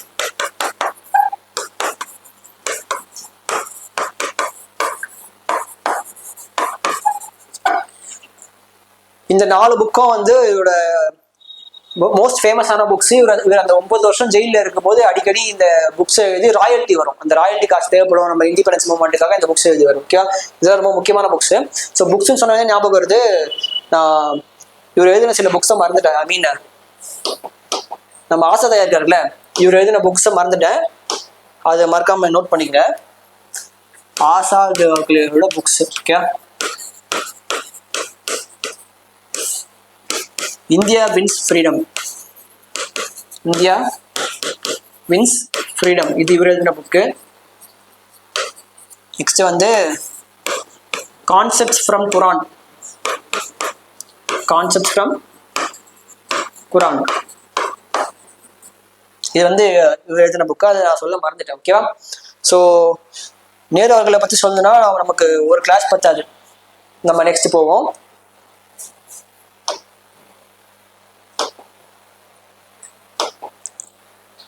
Okay, இவர் தான் வந்து பீர்சா முண்டா. ஓகேவா? முண்டா புரட்சி நீங்கள் படிச்சிருப்பீங்க ஐஎன்எம்ல. அந்த முண்டா புரட்சியை வந்து வழிநடத்தி சென்று ட்ரைபல் பீப்புள்லேருந்து ஒரு பெரிய புரட்சியை உண்டாக்குனவர். நம்ம பிரசிடென்ட் மேம் இருக்காங்கல்ல, திரௌபதி முர்மு அவர்கள், அவங்க வந்து இந்த முண்டா ட்ரைப், இந்த முண்டா ட்ரைப்லேருந்து அவங்க வந்திருக்காங்க. ஸோ அவரோட ஞாபகத்து விதமாக ஜன்ஜாத்திய கௌரவ் திவாஸ், நல்லா பாருங்க, திரும்ப ஹிந்தி வேர்டு தான், தமிழ்லயும் இல்லை இங்கிலீஷ்லயும் இல்லை. இது தமிழ்ல கேட்காதீங்க, தமிழ் என்னன்னு. ஜன்ஜாத்திய கௌரவ் திவாஸ் வந்து கொண்டாடுறாங்க. ஓகேவா? நவம்பர் 15 வந்து ஜன்ஜாத்திய கௌரவ் திவாஸ். இதுக்குன்னா to honour contributions of Birsa Munda. ஓகேவா? சரி, பீர்சா முண்டா மட்டும்தான் வந்து பண்ணியிருக்காரா அப்படின்னு கேட்டா இல்லை. ஓகேவா? இத்தனை வருஷமா வந்து பலாயிரம் வருஷமா இந்தியா இருக்கு. இந்தியாவில வந்து ஃபார்மர்ஸ், ட்ரைப்ஸ், ஃபார்மர்ஸ் தான் விவசாயிகள், ட்ரைப்ஸ் தான் வந்து பழங்குடிகள், இவங்கலாம் வந்து பீஸ்ஃபுல்லாக தான் வாழ்ந்துட்டு இருந்தாங்க. அது ஏன் பிரிட்டிஷ் வந்த அப்புறம் ட்ரைப்ஸும் இவ்வளோ பிரச்சனை பண்ணுறாங்க, இவ்வளோ புரட்சி பண்ணுறாங்க, விவசாயிகளும் இவ்வளோ பிரச்சனை பண்ணுறாங்க அவ்வளோ அப்படின்னு பார்த்தீங்கன்னா 2 விஷயம் தான் பண்ணா பிரிட்டிஷ். ஓகே, ஒன்று பிரைவேட்டைசேஷன் ஆஃப் லேண்டு. ஓகே, ஆறு சொல்லலாம் commercialisation of agriculture. Okay, commercialisation of அக்ரிகல்ச்சர்னா விவசாயத்தை வியாபாரமாக்கிட்டான்.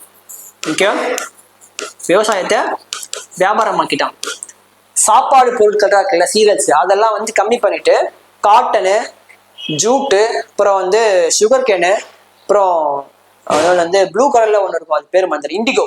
இந்த மாதிரி கிராப்ஸ் அதிகமாக லாபம் பார்க்கணுன்றதுக்காக கிராப்ஸை குறைச்சிட்டு இதெல்லாம் நிறைய விலை வச்சான். ஓகேவா? இதான் கமாடிஃபிகேஷன், சரி, commercialisation of agriculture. Next commodification of land. Okay, நிலத்தை வியாபாரமாக்கிட்டான்.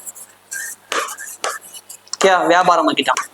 எப்படி நீங்க லேண்டை வியாபாரமாக்க முடியும் அப்படின்னா, பிரிட்டிஷ் வந்து இருக்கிறதுக்கு முன்னாடி இந்தியாவில் எப்படின்னா லேண்டு அரசாங்கத்துக்கு சொந்தமானது, அரசருக்கு சொந்தமானது. ஓகேவா? அந்த லேண்ட்ல நீங்க இருக்கலாம், வாழலாம், விவசாயம் பண்ணலாம், என்ன வேணா பண்ணலாம். ஆனா நீங்க கப்பை மட்டும் கட்டணும். லேண்டு வந்து அரசருக்கு சொந்தமானது. லேண்டு உங்க பேர்லயே இருக்காது. இவன் என்ன பண்ணா, பட்டாமுறையை இன்ட்ரடியூஸ் பண்ணான். பட்டாமுறையை இன்ட்ரடியூஸ் பண்ணி லேண்டு வந்து பிரைவேட்டுக்கு சொந்தமானது, நீங்க எனக்கு ஒரு வருஷமா டேக்ஸ் கட்டணும் அப்படின்னு சொல்லிட்டான். ஓகேவா? இதனால என்ன ஆச்சு, இந்தியாவில வந்து யார் பணம் வச்சிருக்காங்களோ அவங்களுக்கு அதிகமான லேண்டு போயிடுச்சு. அவங்க ஜமீன்தார்ஸாவும் பண்ணையார்ஸாவும் ஆயிட்டாங்க. அவங்க என்ன பண்ணாங்க, லேண்ட் ஆல்ரெடி இப்போ ஃபார் எக்ஸாம்பிளுக்கு சும்மா சொல்றாங்களா, நீங்க உங்க தாத்தா பாட்டி காலத்துல இருந்து ஒரே ஊர்ல ஒரு லேண்ட்ல விவசாயம் பண்ணிட்டு இருக்கீங்க வச்சுங்க. திடீர்னு பிரிட்டிஷ்காரன் வந்துட்டு உங்க லேண்டை வந்து உங்க ஊர்ல இருக்க பணக்காரங்க வித்துட்டான். ஓகேவா? அந்த பணக்காரருக்கு காசு கொடுத்து வாங்கிட்டாங்க. இனிமே நீங்க வாழ்ந்த அதே வீட்டுல நீங்க விவசாயம் பண்ண அதே லேண்ட்ல நீங்க வேலைக்காரங்க, நீங்க வேலை மட்டும் தான் செய்யணும். அங்க இருந்து வர ப்ரொடக்ஷன், அங்க இருந்து வர நெல்லு, பயிர் எல்லாத்தையும் அந்த பணக்காரன் உங்க அந்த லேண்டை வாங்கிச்சமா எடுத்துப்பான். எடுத்துட்டு உங்களுக்கு சாப்பிட்றதுக்கு எவ்வளவு தேவையோ அதை மட்டும் தான் கொடுப்பான். அதுவும் கொடுப்பானா தெரியாது. ஓகேவா? அவன் பார்த்து பிச்சை போடதான் உள்ள. அது எப்படி சொல்றேன்னா, நீங்க பழைய சினிமாலாம் பார்த்துருப்பீங்க. நாட்டாம வந்து அந்த குதிரையில வருவார், வந்து நெல்லை அப்படி அள்ளி அப்படி கொட்டுவார் தெரியுமா, எல்லாம் வந்து மடி பிச்சை வாங்குற மாதிரி அவர்கிட்ட வாங்கிட்டு போவாங்க. ஓகேவா? இதெல்லாம் வந்து முன்னாடி இருந்து ப்ராக்டிஸ் தான். அவங்க பார்த்து உங்களுக்கு கொடுக்கறது தான் உங்களுக்கு சாப்பாடு. ஆனால் லேண்டு உங்களோட ஆன்சஸ்டர்ஸ் தான் இருக்கும், உங்களோட தாத்தா பாட்டிகள் தான் இருக்கும். அவங்க இந்த மாதிரி லேண்டை வாங்கி உங்களுக்கு கொடுத்துருப்பாங்க. ஓகே, ரீசெண்டாக சீமரை தான் ஒரு படம் வந்துச்சு, அதில் வந்து இந்த லேண்ட் சீலிங் ஆட்டை பற்றிலாம் பேசியிருப்பாங்க. அது உங்கள் லிங்க் தான் பாருங்க. ஓகே, ஸோ இது இப்படி பண்ணதால என்னாச்சு, இந்தியாவில் பெரிய பிரச்சனை வந்துச்சு. அவன் என்ன பண்ணான், இது பண்ணாதனால எல்லா விவசாயிகளும் பிரச்சனை பண்றாங்க. இன்னொரு பக்கம் என்ன பண்ணா, ஃபாரஸ்ட் ட்ரைப்ஸ் கிட்ட போனான். ட்ரைப்ஸ் கிட்ட போட்டு, ஏன்னா அவனுக்கு அதிகமான மரம் தேவைப்படுது, மரக்கட்டை தேவைப்படுது. இனிமேல் காடுகள் வந்து அரசாங்கத்துக்கு சொந்தம், நீங்க யாரும் இருக்கிறான்னு சொல்லி எல்லா ட்ரைப்ஸ் அடிச்சு வெளியே தோத்தலாம். ஓகேவா, இதுவும் பெரிய பிரச்சனை ஆச்சு. இந்த ரெண்டு தான் வந்து ட்ரைப்ஸா இருந்தாலும் சரி, நம்ம விவசாயிகளா இருந்தாலும் சரி, அதிகமா பிரிட்டிஷை எதிர்த்து போராட்டத்துக்கு ரொம்ப யூஸ்ஃபுல்லா இருந்துச்சு. நெக்ஸ்ட் மெயினா பேர் மட்டும் சொல்றேன். ஓகே,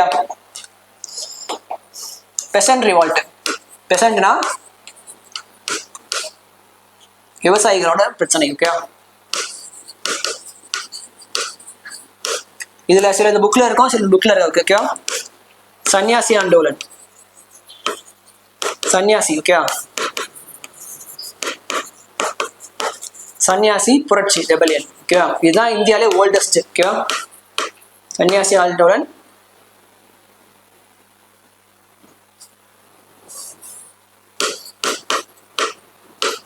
நெக்ஸ்ட் பைக்கா ரெபலியன், இது ஒடிசால. ஓகே, நெக்ஸ்ட் வந்து நம்ம புக்ல இருக்கோம், ஹஜி ஷரியத்துல்லா ஒன்று பண்ணியிருப்பாரு.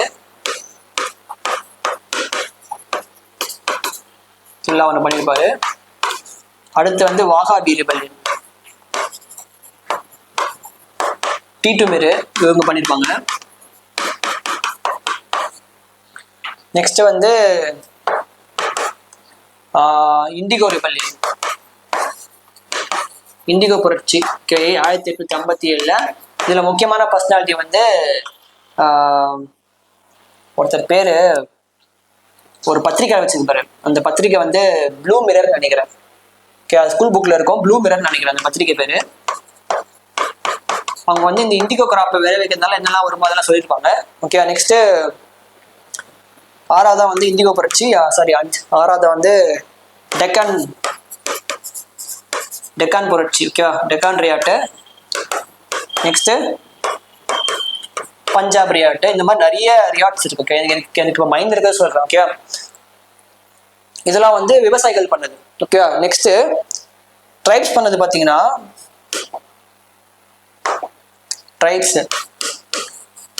ட்ரைப்ஸ் பண்ணதை பார்த்தீங்கன்னா ஃபர்ஸ்ட் வந்து 1830 எனக்கு ஞாபகம் இருக்கிறது கோல் புரட்சி. ஓகே, நெக்ஸ்ட் 1855 வந்து சாந்தல். ஓகே, சாந்தல் புரட்சி. ஓகே, நெக்ஸ்ட் வந்து தேர்ட் வந்து 1859 நினைக்கிறேன், சாரி 1859 1890 நினைக்கிறேன், முண்டா ரெபல்லியன், முண்டா புரட்சி. அடுத்து வந்து 1923 ராமோசி அண்ட் 1920 ராமோசி ரிவால்ட். இந்த ராமோசி ரிவால்ட்டை வச்சுதான் வந்து RRRனு படம் எடுத்தாங்க. இந்த ராமோசி ரிவால்ட் தான் இந்த படம் RRR. ஓகேவா, அதுல ஒரு ஹீரோ பேர் என்னது,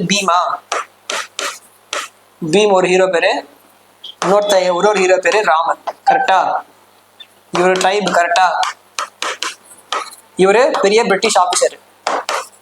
உண்மையாவே அப்போ இதுல வந்து சீதாராமராஜு அவர் பேரு, சீதாராமராஜு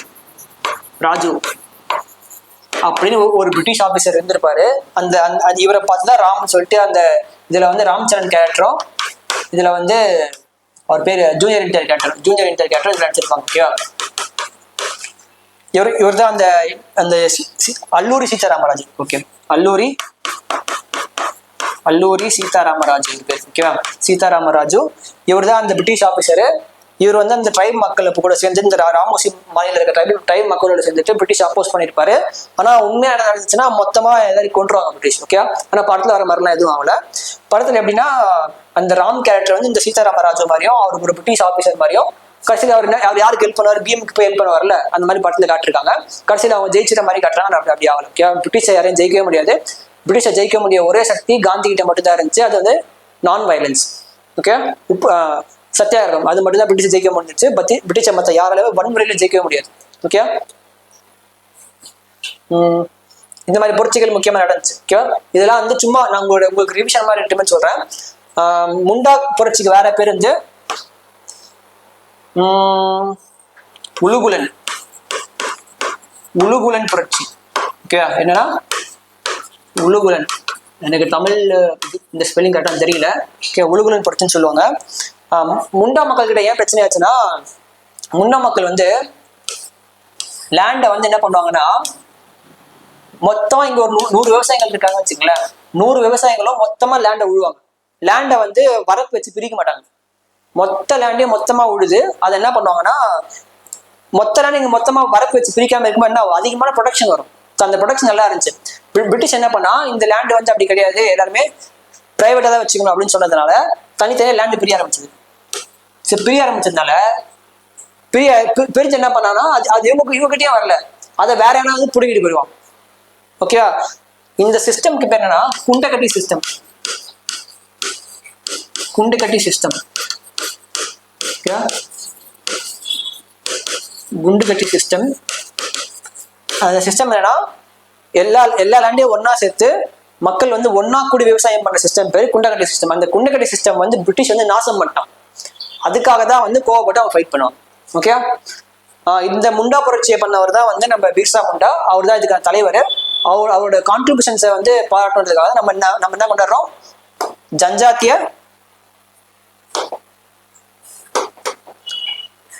ஜன்ஜாத்திய கௌரவ் திவாஸ் கொண்டாடுறோம். Okay, national tribe day. Okay, next பார்ப்போமா. நெக்ஸ்ட் பார்த்தீங்கன்னா constitution of India complete list of articles. ஓகேவா, நெக்ஸ்ட் இதை நோக்கி தான் போகிறோம். சரி, ஓகே, இதுக்கு போகிறதுக்கு முன்னாடி ஒரு நாட்டுக்கு கான்ஸ்டியூஷனே தேவைப்படுது. கான்ஸ்டியூஷனே இல்லாம ஒரு நாடு வந்து இயங்க முடியுமா அப்படின்ற ஒரு கேள்வி வருது. கரெக்டா, நான் உங்ககிட்ட சொல்லியிருக்கேன், நீங்க எதை பார்த்தாலும் எதை கேட்டாலும் ஏன், எதற்கு, எப்படி அப்படின்ற கேள்வியை வைங்க. ஓகே, இப்ப கான்ஸ்டியூஷன் பாக்குறீங்க, இது ஒரு நாட்டுக்கு ஏன் கான்ஸ்டியூஷன் தேவை அப்படின்னு கேட்டீங்கன்னா, கான்ஸ்டியூஷனே இல்லாம ஒரு நாடு இருக்கு, அந்த நாடு என்னன்றதை கமெண்ட்ல சொல்லுங்க. அந்த நாடு கான்ஸ்டியூஷனே கிடையாது, ரொம்ப ஃபேமஸான நாடு. ஓகே, அந்த நாடு கான்ஸ்டியூஷனே இல்லாம தான் ஒர்க் பண்றாங்க. ஓகே, ஒரு நாட்டுக்கு ஏன் கான்ஸ்டியூஷன் தேவைப்படுது அப்படின்னா, இப்போ வந்து கான்ஸ்டியூஷன் இல்லைன்னு வச்சுக்கோங்க, கான்ஸ்டியூஷனே இல்லை ஒரு நாட்டில் அப்படின்னா நார்த் கொரியா மாதிரி ஆயிடும். சிம்பிளா சொன்னா. ஓகே, அங்க வந்து ஒரு மனிதர் அவர் சொல்றதா சட்டம், அவர் சொல்ற மாதிரி நீங்க சிரிக்கணும், அவர் நினைச்சா நீங்க அழுகணும். ஓகே, அவர் சொன்னா உங்க குடும்பத்துல இருக்க நீங்களே தூக்கமாடி செத்துடணும். அந்த ஒரு மனுஷன் கிட்ட எல்லா சக்தியும் போயிடுச்சா, ஒட்டுமொத்த மக்களையும் வந்து கண்ட்ரோல் பண்ற பவர் அவர் ஒருத்தர்கிட்ட போயிடுச்சா. கரெக்டா, இப்படி தனி மனித ஆட்சியோ இல்ல சைனா மாதிரி ஒரே ஒரு கட்சி தான் சைனா, தெரியுமா? நீங்க ஓட்டு வைப்பாங்க, நீங்க ஓட்டு போட போனாலும் நீங்க ஒரு கட்சி தான் ஓட்டு பண்ணணும். ஓகேவா, சைனா மாதிரி நீங்க ஒரு கட்சிக்கு ஓட்டு போட்டு வாழ்ற மாதிரி ஆயிடும். ஓகேவா, இந்த மாதிரி விஷயங்கள்லாம் வந்து இருக்கக்கூடாதுன்றதுக்காக தான் இந்தியாவோட 4 ஃபாதர்ஸ்ன்னு சொல்லுவாங்க. 4 ஃபாதர்ஸ்னா இந்தியாவை ஃபவுண்ட் பண்ண ஃபாதர்ஸ். ஐ மீன் நேரு அவர்கள், காந்தி அவர்கள், அப்புறம் நம்ம பட்டேல் அவர்கள், அம்பேத்கர் அவர்கள், இவங்கெல்லாம் வந்து பெரிய விஷனோட இருந்தாங்க. என்ன விஷயம்னா, நம்ம இறந்ததுக்கு அப்புறமும் இந்தியா வந்து ஆள்றதுக்கான எல்லா ப்ரொவிஷன்ஸும் நம்ம ஒரு புக்ல எழுதியிருக்கிறோம். மற்ற அமெரிக்கா மாதிரி இந்தியா வந்து கான்ஸ்டியூஷன் ஒன்று உருவாக்கணும் அப்படின்னு சொல்லி ஒரு முடிவு எடுக்கிறாங்க. கான்ஸ்டியூஷன் என்ன இருக்கும் அப்படின்னா, சுப்ரீம் கோர்ட்டுக்கு இந்த பவர், பிரைம் மினிஸ்டருக்கு இந்த பவர், சீஃப் மினிஸ்டருக்கு இந்த பவர், கவர்னருக்கு இந்த பவர் அப்படின்னு சொல்லி கான்ஸ்டியூஷனை பிரித்து வச்சிருப்பாங்க. இவங்க விஷயத்துல நீ வரக்கூடாது, இவங்க விஷயத்துல நீ வரக்கூடாது. ஓகேவா, சுப்ரீம் கோர்ட்டுக்கு தனி பவர்ஸ், இந்த மாதிரி எல்லா பவர்ஸும் பிரிச்சு கொடுத்ததால யாருக்கும் பிரச்சனை வரல. ஓகேவா, இதுவே இந்த மாதிரி பவர்ஸை பிரிச்சு கொடுக்காம இருந்தா பிரைம் மினிஸ்டர் நினைச்சா இந்தியாவை எப்ப வேணா போர் தொடுக்க முடியும். கரெக்டா, இப்போ திடீர்னு பிரைம் மினிஸ்டருக்கு வந்து கோவம் வந்துச்சு. ஓகே, நான் சைனா மேல போர் தொடுக்கணும் அப்படின்னு சொல்லி எல்லா படையும் போய் சைனா மேல போர் தொடுக்க போறேன், இல்ல பாகிஸ்தான்ல போர் தொடுக்க போக முடியுமா? முடியாது. ஏன் முடியாது? கையெழுத்து யார் போடணும்? அதுக்கு பிரசிடென்ட் கையெழுத்து போடணும். கரெக்டா, அப்போ இந்த மாதிரி செக் அண்ட் பேலன்ஸ் இருக்க ஒரு சிஸ்டமா நம்ம கான்ஸ்டியூஷனை உருவாக்கி கொடுத்தது வந்து மிகப்பெரிய ஒரு வரம்னு சொல்லுவேன். நம்ம கான்ஸ்டியூஷனை உருவாக்கும் போது என்ன சொன்னாங்கன்னா, பயங்கரமா அசிங்கப்படுத்துறாங்க, பயங்கரமா கலாச்சாங்க. ஓகே, இந்த கான்ஸ்டியூஷன் எங்க நிக்க போகுது, நாசமா தான் போகுது, அடுத்து 10 வருஷம் கொடுத்தாங்க அது அப்படின்னாங்க. ஆனா கான்ஸ்டியூஷன் வந்து நம்ம மொத்தம் ஒரு 75 இயர்ஸ் தாண்டிடுச்சு. ஓகே, பெரிய சாதனை. வேர்ல்டோட எந்த கான்ஸ்டியூஷனும் இவ்வளோ தூரம் தாண்டினது இல்லை. Accept American constitution. US constitution நிறைய மாடிஃபை பண்ணாங்க. ஆனால் இந்தியாவோட கான்ஸ்டியூஷன் மட்டும்தான் சும்மா கன்னு மாதிரி நிற்குது. ஏன்னா அதை உருவாக்குனது யாரு? தலைவர் அம்பேத்கர், தெரியும்ல. அது என்னன்னா, எனக்கு நான் அவரை பற்றி படிக்கும்போது என்ன ஆச்சுன்னா, அவரை பற்றி பல இன்டர்வியூ ஒன்று பார்த்தேன். அதில் வந்து கான்ஸ்டியூஷனை உருவாக்குனதை பற்றி நீங்கள் எப்படி நினைக்கிறீங்க அப்படின்னு கேட்கும்போது ரொம்ப போரிங்காக இருந்துச்சு, நான் வந்து பிடிக்காம இந்த வேலையை செஞ்சேன் அப்படின்னாரு. நான் யோசித்தேன், இந்த பிடிக்காம செஞ்ச வேலையே எப்படி இருக்குன்னா, அப்போ பிடிச்சி செஞ்சிருந்தானா அப்போ எப்படி இருந்ததா இன்னும் எப்படி இருந்திருக்கும் அவரோட படைப்புகள் அப்படின்னு யோசிக்கும் போது தான் அவரோட அறிவை பற்றி ரொம்ப வைக்க வேண்டியதாக இருக்கு. ஓகே, ஸோ இப்போ கான்ஸ்டியூஷனை பற்றி பார்ப்போம். நவம்பர் 29 சம்விதா திவான்ஸ். இந்த பாருங்க, சம்விதான் திவாஸ். இதுதான் உங்களுக்கு எக்ஸாம் இருக்கும். கன்ஃபார்மாக சொல்லுவேன், இப்படிதான் இருக்கும் எக்ஸாம்ல. ஓகே, கான்ஸ்டியூஷன் 4 நாள் இருக்காது.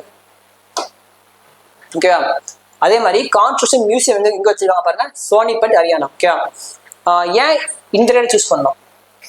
நான் திரும்ப சொல்லியிருக்கேன், நான் உங்களை மனப்பாடம் பண்ண கம்பல் பண்ண மாட்டேன். Until unless it is very important. Okay, ஏன் வந்து நவம்பர் 29 வந்து கான்ஸ்டியூஷன் டேவா கொண்டாடணும் அப்படின்னா, கான்ஸ்டியூஷனை உருவாக்குறதுக்கு 2 வருஷம் 11 மாசம் ஆயிருக்கும் அப்படின்னு சொல்லி 6th புக்ல போட்டிருப்பாங்க. ஓகே, அந்த 2 வருஷம் 11 மாசம் இந்த கான்ஸ்டியூஷனை உருவாக்கி அவ்வளோ விஷயங்களை சேர்த்து கடைசியா இந்த கான்ஸ்டியூஷன் நம்ம ஏத்துக்கலாம் அப்படின்னு சொல்லி அந்த பார்லிமெண்ட்ல எல்லாரும் உட்காந்து சைன் பண்ணது தான் இந்த நவம்பர் 29.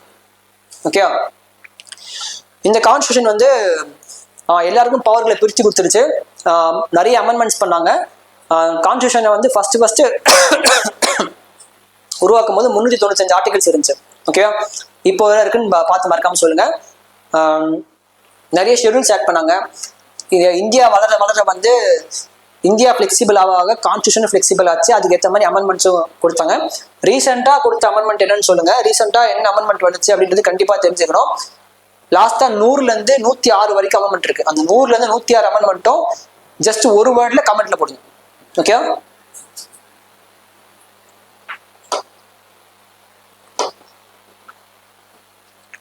ஓகே, நெக்ஸ்ட் இந்த போட்டோ இருக்கா?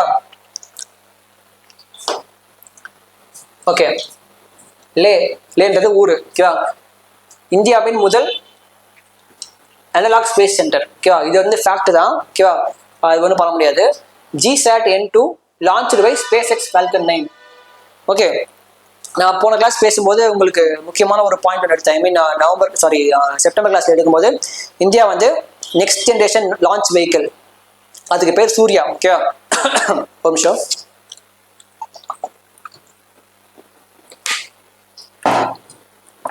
அதுக்கு பேர் சூர்யா. நான் சொன்னேன் அது வந்து GSLV Mark 3 விட ரொம்ப பவர்ஃபுல்லாக இருக்கும், 3 மடங்கு பவர்ஃபுல்லாக இருக்கும் அப்படின்னு சொல்லி நான் சொல்லியிருந்தேன்.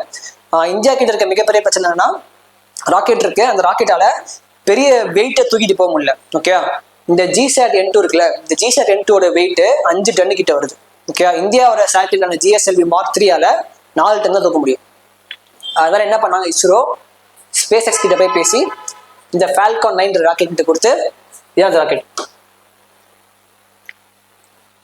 இதை கொடுத்து லான்ச் பண்ண சொல்லி அனுப்பி விட்டாங்க. ஓகேவா, அப்போ இங்க என்ன தெரியுதுன்னா, இந்தியாவோட ஸ்பேஸ் பவர் தான். ஆனா இந்தியாவோட ஸ்பேஸ் பவர் லிமிட்டடா இருக்கு. பெரிய லோட்ஸ் அதனால இந்தியாவை தூக்கிட்டு போக முடியாது அப்படின்னு தெரியுது. ஓகே, அப்புறம் அது என்ன சார் GSAT? அதெல்லாம் GSAT அப்படின்னு கேட்டீங்கன்னா, பூமி இருக்கா, இது பூமி வச்சிருந்தோம். ஓகே, பூமியிலேருந்து 400 கிலோமீட்டருக்குள்ள ஒரு ஆர்பிட் இருக்கும். இதுக்கு பேரு low earth orbit. Okay, Tamil என்னன்னு தெரியுது, லோ எர்த் ஆர்பிட். ஓகே, இங்க இருந்து மேல 36,000 கிலோமீட்டர்ல ஒரு ஆர்பிட் இருக்கு. ஓகே, இதுக்கு பேரு ஜியோ ஸ்டேஷனரி ஆர்பிட்டர். ஓகே, அடுத்து இது வடக்கு திசை, நார்த் போல் வடக்கு திசை. இது தென் திசையா, சவுத் போலா? இந்த நார்த் போலையும் சவுத் போலையும் இப்படி சுத்தி வர மாதிரி ஒரு இது இருக்கு, இப்படி சுத்தி வர மாதிரி. ஓகே, இதுக்கு பேரு போலார் ஆர்பிட். ஓகே, நம்ம உலகம் முழுக்க சேட்டலைட் எவ்வளவு லான்ச் பண்றோம்? அந்த சேட்டலைட்ஸ் மோஸ்டா இந்த 3 ஆர்பிட்லாம் சுத்தும். ஓகேவா சார்? எதுக்கு சார் 3 இங்க இருக்கலாம் இங்க வைக்கிறீங்க, எதுக்கு இவ்வளவு பிரச்சனை அப்படின்னு சொல்லிட்டு கேக்குறீங்கன்னா, இந்த சேட்டலைட் இருக்குல்ல, இங்க இருக்க சேட்டலைட்டுக்கு எர்த்துக்கு 400 கிலோமீட்டர் தான் டிஸ்டன்ஸ். ஓகே, இனிஷியலி என்ன பண்ணாங்க, நமக்கு வந்து 36,000 கிலோமீட்டர் லான்ச் பண்ற வரைக்கும் இனிஷியலி பவர் இல்லை எந்த நாடா இருந்தாலும். ஸோ அதனால இங்க லான்ச் பண்ணாங்க. இங்க லான்ச் பண்ணாலும் என்ன பிரச்சனை இருக்கு அப்படின்னா, லியோவா 400 கிலோமீட்டர் தான் கேப், பூமி பிடிச்சி இழுத்துட்டே இருக்கும். அதனால நீங்க என்ன பண்ணணும்னா, அடிக்கடி சேட்டலைட்டை பூஸ்ட் பண்ணி ஓட விடணும். ஓகே, இங்க ஒரு சேட்டலைட் அடிக்கடி பூஸ்ட் பண்ணி ஓட விட்டா என்ன ஆகும், லைஃப் டைம் குறையும். அதனால இங்க இருக்க சேட்டலைட்டுக்கு 5 to 7 வருஷம் தான் வாழ்நாள். ஓகேவா லைஃப். ஓகேவா, ஏன் அவ்வளவு குறைவா இருக்குன்னா, இங்க நீங்க பூஸ்ட் பண்ணிட்டே இருக்கணும், இல்லைன்னா பூமி பிடிச்சி உள்ள இழுத்துரும். நெக்ஸ்ட், இந்த பிரச்சனையை போக்குறதுக்கு என்ன பண்ணாங்கன்னா, இங்க வச்சாங்க சேட்டலைட். அந்த அந்த இடத்துக்கு பேர் ஜியோ ஸ்டேஷனரி ஆர்பிட். இந்த ஆர்பிட் நீங்க சேட்டலைட் வச்சுங்களேன். ஓகேவா, நீங்க எதுவுமே பண்ணதா, நீங்க இப்படி விட்டீங்கன்னா சேட்டலைட்டு மினிமம் 15 இயர்ஸ்க்கு இருக்கும் இவரோட லைஃப் டைம். அது எப்படி சார், இங்க மட்டும் 7 வருஷம், நீங்க அங்க எப்படி 5 வருஷம் வரும் அப்படின்னு தானே கேக்குறீங்க. இங்க பூமியோட ஈர்ப்பு விசை கம்மியா இருக்கு.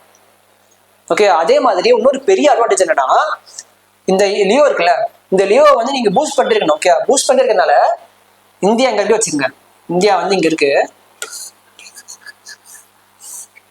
ஓகேவா, இங்க இருக்கு. இந்த ஒரு சேட்டலைட் வந்து ஒரு நாளைக்கு, இப்போ ஒரு சேட்டலைட் இங்க இருக்கு வச்சுங்க, லியோல இருக்கு ஒரு சேட்டலைட் வச்சுங்கன்னா, இந்த சேட்டலைட்டை டேட்டா வந்து ஒரு நாளைக்கு 5 or 7 டைம்ஸ் தான் டேட்டா வாங்க முடியும். ஓகே, ஏன்னா சுத்திட்டே இருக்கும், ஃபாஸ்டா பூமியை சுத்திட்டே இருக்கும். ஒரு நாளைக்கு 5 to 7 வாட்டி மட்டும்தான் டேட்டாவை சேட்டலைட் இருந்து வாங்க முடியும், இங்க இருந்து அனுப்ப முடியும். இதை எதுக்கு யூஸ் பண்ணாங்க அப்படின்னா, வானிலை இருக்குல்ல, வானிலை அறிக்கை இந்த மாதிரி விஷயத்துக்கு யூஸ் பண்ணுவாங்க. ஓகே, ஆனா இதுவே எங்க இருக்கு பாத்தீங்களா, இது பூமி சுத்தும் போது இந்தியாவுக்குள்ளவே சேட்டலைட் சுத்தம், பொறுமையா சுத்தம். 24 மணி நேரம் கட்டி விட்டுருக்கீங்க, 24/7 இந்தியா கூடவே இணைஞ்சிருக்கும். ஓகேவா, இதே எதுக்கு யூஸ் பண்றோம்னா, ஜிபிஎஸ் யூஸ் பண்றோம். ஜிபிஎஸ் போன்ற சிஸ்டத்துக்கு இங்க ஒரு சேட்டலைட், இங்க ஒரு சேட்டலைட் வச்சு மூணு சேட்டலைட் வச்சு கவர் பண்ணா போதும். ஓகேவா, இந்த 3 ஆர்பிட் வந்து முக்கியமா யூஸ் பண்றோம்.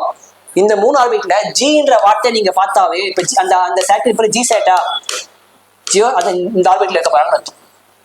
ஓகே, இந்த ஆர்பிட்ல இந்த சேட்டலைட் வைக்க போறாங்க. ஓகேவா, அதுதான் ஜி சேட்னு பேர் இருக்கு. ஸோ நான் திரும்ப சொல்றேன், மற்ற இன்ஸ்டியூட் மாதிரியோ என்னால வந்து மனப்பாடம் பண்ணுங்க, ஜி2 மனப்பாடம் பண்ணுங்க அப்படின்னு சொல்ல மாட்டேன். எல்லாத்துக்குமே காரியங்கள் இருக்கு. ஓகேவா, அதை புரிஞ்சுக்கங்கன்னு சொல்லுவேன். இப்போ இந்த லே சொன்ன தெரியுமா, இந்த லேன்றது பெரிய மலை பிரதேசம். அங்க வந்து நீங்க ஸ்பேஸ் சென்டர் வைக்கிறது வந்து எதுக்கு யூஸ் ஆகும் நான் நினைக்கிறேன்னா வந்து ஈஸியா உங்களால ஸ்டார்ஸ் நைட்ல பார்க்க முடியும். டெலிஸ்கோப் இந்த மாதிரி விஷயங்கள், ரேடியோ விஷயம் எல்லாமே ஈஸியா ஒர்க் ஆகும் அப்படின்னு நான் நினைக்கிறேன். ஓகே, நெக்ஸ்ட் போவா. ஓகே, இப்பதான் முக்கியமான விஷயத்துக்கு வந்திருக்கேன். ஓகே, இப்ப என்ன விஷயம்னா, இந்த காப்புன்னு இருக்குல்ல, இந்த காப்புன்றது எக்ஸ்பேண்ட் பண்ணா கன்வென்ஷன் ஆஃப் பார்ட்டிஸ். ஓகேவா, கன்வென்ஷன் ஆஃப் பார்ட்டிஸ் அப்படின்னா கன்வென்ஷனா கூப்பிடுறது, பார்ட்டிஸ்னா அமைப்புகள். ஓகேவா, அமைப்புகள் அவங்களோட கூட்டம்னு சொல்லலாம். ஓகே, அமைப்புகள் கூட்டம். ஓகே, இப்போ இதை நான் உங்களுக்கு எப்படி புரிய வைக்கிறது அப்படின்னா, 1992ல என்னாச்சு, ரியோ டி ஜெனீரோல, ஓகேவா, ஜெனீரோல பிரேசில்ல இருக்குது இந்த ஊரு. இந்த பிரேசில்ல கிளைமேட் சேஞ்சை பத்தி ஒரு முக்கியமான சம்மிட் நடக்குது. ஓகே, அந்த சம்மிட் பேரு man and environment summit. Okay, இந்த சம்மிட்ல வந்து என்ன ஆகுது, இனிமே நம்ம வந்து கிளைமேட் சேஞ்ச் தடுக்கிறதுக்கு, காலநிலை மாற்றத்தை தடுக்கிறதுக்கு முக்கியமான ஸ்டெப்ஸ் எடுக்கணும் அப்படின்னு சொல்லி என்ன பண்றாங்கன்னா 3 அமைப்பை ஃபார்ம் பண்றாங்க. ஓகே, 3 அமைப்பு. அந்த 3 அமைப்பு என்னன்னா, ஃபர்ஸ்ட் அமைப்பு UNFCCC. ஓகேவா, next UNCBD. Next UNCCD. Okay, இது எக்ஸ்பென்ஷன் இருக்கு. இந்த எக்ஸ்பென்ஷனை அப்படியே கேட்பாங்க. இந்த 3 கொடுத்தது 3 எக்ஸ்பென்ஷன் என்னன்னு சொல்லி மேட்ச்ல போட்டு கேட்டு விட்ருவாங்க. ஓகே, எக்ஸ்பென்ஷன் வந்து சொல்லலாம், சரி சொல்றாருங்க. Okay, United Nation United Nation convention. Okay, இது தெரியல. Okay, United Nation convention on biological diversity. Okay, இது வந்து United Nation convention to combat desertification. ஓகேவா? இப்போ இது பாருங்க, United nation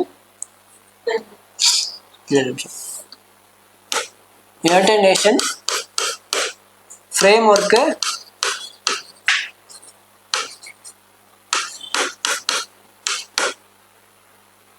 combat climate change. ஓகேவா?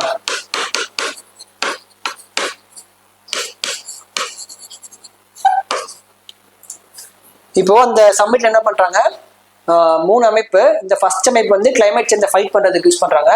இன்னொரு அமைப்பு வந்து பயாலஜிக்கல் டைவர்சிட்டினா என்னங்க? மல்டிப்ளை. ஓகே, பயோனா உயிர்களின் பன்முகத்தன்மையை பாதுகாப்பதுக்கு இந்த அமைப்பு. ஓகேவா? டெசர்டிஃபிகேஷன் என்ன? பாலைவனமாகுதல். ஓகேவா? பாலைவனமாகுதல தடுக்க இந்த அமைப்பு. ஓகே, அடுத்து கிளைமேட் சேஞ்ச் காலநிலை மாற்றத்தை தடுக்க இன்னொரு அமைப்பு. இந்த 3 அமைப்பை ஃபார்ம் பண்றாங்க. ஓகேவா? இந்த 3 அமைப்பு என்ன பண்றாங்க, வருஷத்துக்கு 1 வாட்டி இல்ல வருஷத்துக்கு 2 வாட்டி என்ன பண்ணுவாங்கன்னா கூடுவாங்க. ஒரு வருஷமா கூடுவாங்க. அதுக்கு பேர் தான் இந்த COP, கன்வென்ஷன் ஆஃப் பார்ட்டிஸ். ஓகேவா?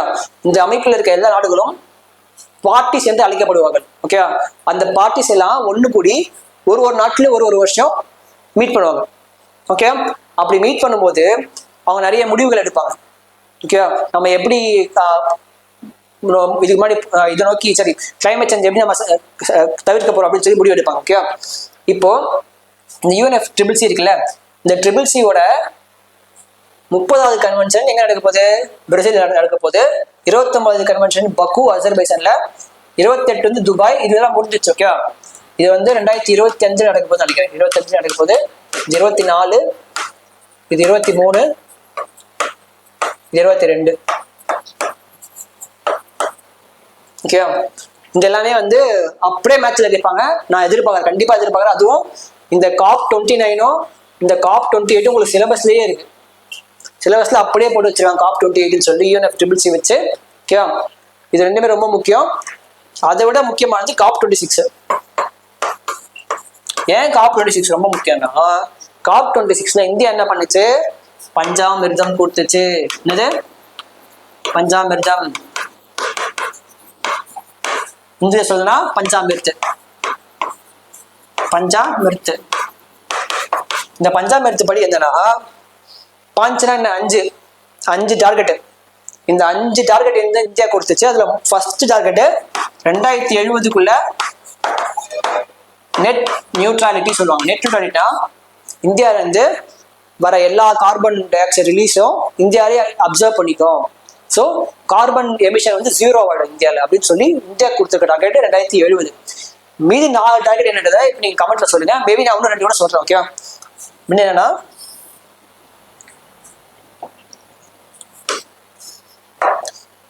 2070 வந்து நெட் நியூட்ரலிட்டியா, 2030 50% ஆஃப் இந்தியாவில் ப்ரொடியூஸ் பண்ற எனர்ஜி வந்து ரெனியூவபிள் எனர்ஜியா இருக்கும். ரெனியூவபிள் எனர்ஜியா என்னது? இந்த சோலார் எனர்ஜி, அப்புறம் வந்து விண்ட் எனர்ஜி, ஹைட்ரோ எனர்ஜி எல்லாமே ரெனியூவபிள் எனர்ஜி. நெக்ஸ்ட் 2030க்குள்ள 500 gigawatts ஆஃப் எனர்ஜி வந்து நான் ஃபாசில் ஃபியூல்ல இருந்து வரும். நான் ஃபாசில் ஃபியூல்னா என்ன சார்? ஃபாசில் ஃபியூல்னாவே, ஃபாசில்னா என்ன? ஃபியூல்னா நமக்கு எரிவாயு. ஃபாசில்னா என்னன்னா நம்ம பூமியில இருந்து எடுக்கிறோம் தெரியுமா? கரி, பெட்ரோல், டீசல், கச்சா எண்ணெய், அது கச்சா எண்ணெய் எல்லாம் வருது. ஓகே, இந்த மாதிரி பூமியிலேருந்து எடுக்கக்கூடிய பொருட்கள் எல்லாமே ஃபாசில்கள் நிறைந்தது. ஃபாசில் என்னன்னா ஒரு மரமோ ஒரு விலங்கோ பல நாளா வந்து பூமியில மக்கி போய் அது வந்து கரியா மாறிடும், பெட்ரோலா மாறிடும். அதுதான் ஃபாசில். அந்த ஃபாசில்ல இருந்து எடுக்கிற ஃபியூவல் தான் வந்து ஃபாசில் ஃபியூல் சொல்லுவாங்க. இந்த பெட்ரோல், டீசல் எல்லாமே ஃபாசில் ஃபியூல். கோல், கரித்துண்டு, அதுவும் ஃபாசில் ஃபியூல். அந்த ஃபாசில் ஃபியூல் இல்லாம 500 ஜிகாவாட் எனர்ஜியை ப்ரொடியூஸ் பண்றோம். இந்த 3 டார்கெட் மீதி 2 இருக்கு. ஓகே, இந்த மீதி 2 என்னன்றது நீங்க சொல்லுங்க கமெண்ட்ல. ஓகே, இதெல்லாம் தெரியாம தயவு செஞ்சு எக்ஸாம் பக்கம் தலை வச்சு படிக்காதீங்க. ஓகே,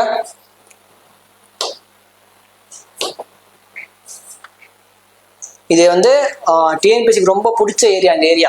ஓகே, இதை பத்தி தெளிவா நடத்தணும், நான் கண்டிப்பா நடத்துவேன். ஓகே ஓகே அவார்ட்ஸ் பத்தி பாத்தீங்கன்னா பூக்கர் பிரைஸ், சர்வதேச பூக்கர் பரிசு யார் கொடுத்துருக்காங்க? ஆர்பிட்டர் அப்படின்ற ஒரு புக்கு கொடுத்துருக்காங்க. இந்த புக்கோட ஆத்தர் பேர் என்ன? சமந்தா ஹார்வே. ஓகேவா? இந்த நாவல் வந்து ஒரு ஸ்பேஸ் பேஸ் பண்ண நாவல். சார் அது என்ன சார் பூக்கர் பிரைஸ், இதே சார் முக்கியம் அப்படின்னு கேட்குறீங்க. இந்தியாவுக்கு எப்படி சாகித்ய அகாடமி விருதுகள் வந்து ரொம்ப முக்கியம் புக்குக்கு, இன்டர்நேஷனல் லெவலில் பார்த்தீங்கன்னா இந்த பூக்கர் பிரைஸ் ரொம்ப முக்கியம். ஓகே, இந்த பூக்கர் பிரைஸ் கொடுக்கறது வந்து இங்கிலீஷ்க்கு மட்டும் தான் கொடுப்பாங்க. இங்கிலீஷும் இங்கிலாந்து இருக்க மற்ற லாங்குவேஜஸ் மட்டும் தான் கொடுப்பாங்க. இங்கிலாந்துல வேற என்ன லாங்குவேஜ் இருக்கு? இங்கிலீஷ் தான் இருக்கு. ஓகே, இங்கிலீஷ்க்கு கொடுக்குற பிரைஸ் தான் இது ரொம்ப இம்பார்ட்டன்ட். ஓகே, ஞாபகம் வச்சுங்க. லாஸ்ட் டைம் வந்து நோபல் பிரைஸ் கொடுத்தாங்க லிட்ரேச்சருக்கு. ஓகே, இப்போதான் போச்சு அக்டோபர் கரண்ட் அஃபேர்ஸ். ஓகே, லிட்ரேச்சருக்கு நோபல் பிரைஸ் வந்து யார் கொடுத்தாங்கன்னு நான் ஸ்லைட்ல போட்டிருக்கேன். ஓகே, அதுல அது இல்லைன்னா நீங்க காமெண்ட்ல மறக்காம சொல்லுங்க. ஓகே, நெக்ஸ்ட் நான் அப்படியே சொல்லியிருக்கேன், ஸ்போர்ட்ஸ் வந்து நான் சொன்னது 25% நம்ம ஸ்போர்ட்ஸ் ஒன்றும் பண்ண முடியாது, நம்ம ஞாபகம் வச்சுதான் ஆகணும். Okay, next international hockey federation, FIH தான். ஓகேவா? இன்டர்நேஷனல் ஹாக்கி ஃபெடரேஷன் இவங்க வந்து பெஸ்ட் இன்டர்நேஷனல் பிளேயர் அவார்டு யார் கொடுத்துருக்காங்க? ஹர்மன் பிரீத் கொடுத்துருக்காங்க. ஓகே, நெக்ஸ்ட் அதே FIH best international goal keeper யார் கொடுத்துருக்காங்க? ஸ்ரீஜஸ் கொடுத்துருக்காங்க. நீங்க வந்து ஒலிம்பிக் பாப்பீங்களான்னு தெரியாது, ஏன்னா எல்லாரும் உட்காந்து IPL பாப்பீங்கன்னு எனக்கு தெரியும்.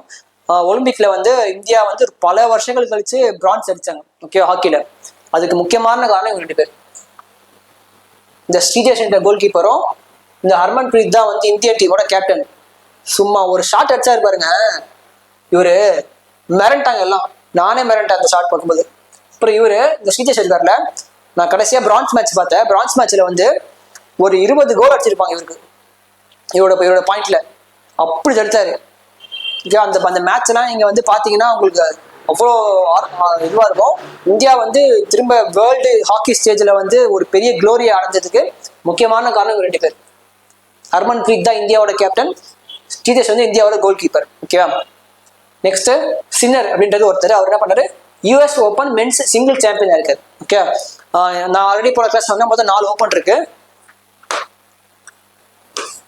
US open, Australia open, French open, next Wimbledon. இந்த 4 ஓப்பன் இருக்கு. இந்த 4 ஓப்பனும் வந்து ரொம்ப முக்கியம். அதுல வந்து US ஓப்பன் யார் வின் பண்ணிருக்காங்கன்னா சின்னர் அப்படின்னு ஒருத்தர் வின் பண்ணிருக்காரு. ஆனா TNPSCக்கு தான் என்ன மென்னா பிடிக்குமா பிடிக்காது. ஓகே, அவங்க வந்து விமன் தான் கேட்பாங்க. நீங்க என்ன பண்ணுங்க, மறக்காம US ஓப்பன்ல வின் பண்ண விமன் யாரும் மறக்காம கமெண்ட்ல சொல்லுங்க. ஓகேவா? ஓகே, அவ்வளவுதான். ஸோ இதோட இந்த செஷன் முடியுது. நெக்ஸ்ட் என்ன பிளான் பண்ணியிருக்கேன் அப்படின்னா, இந்த 3 கிளாஸ் போச்சுல்ல, September current affairs, October current affairs, November current affairs. இந்த 3 கரண்ட் அஃபேர்ஸ்லயும் உங்களுக்கு எந்த கான்செப்ட் புரியல, ஓகே, எந்த ஸ்லைடு புரியல அப்படின்றத எப்படி கமெண்ட்ல போடுறீங்க அப்படின்னா,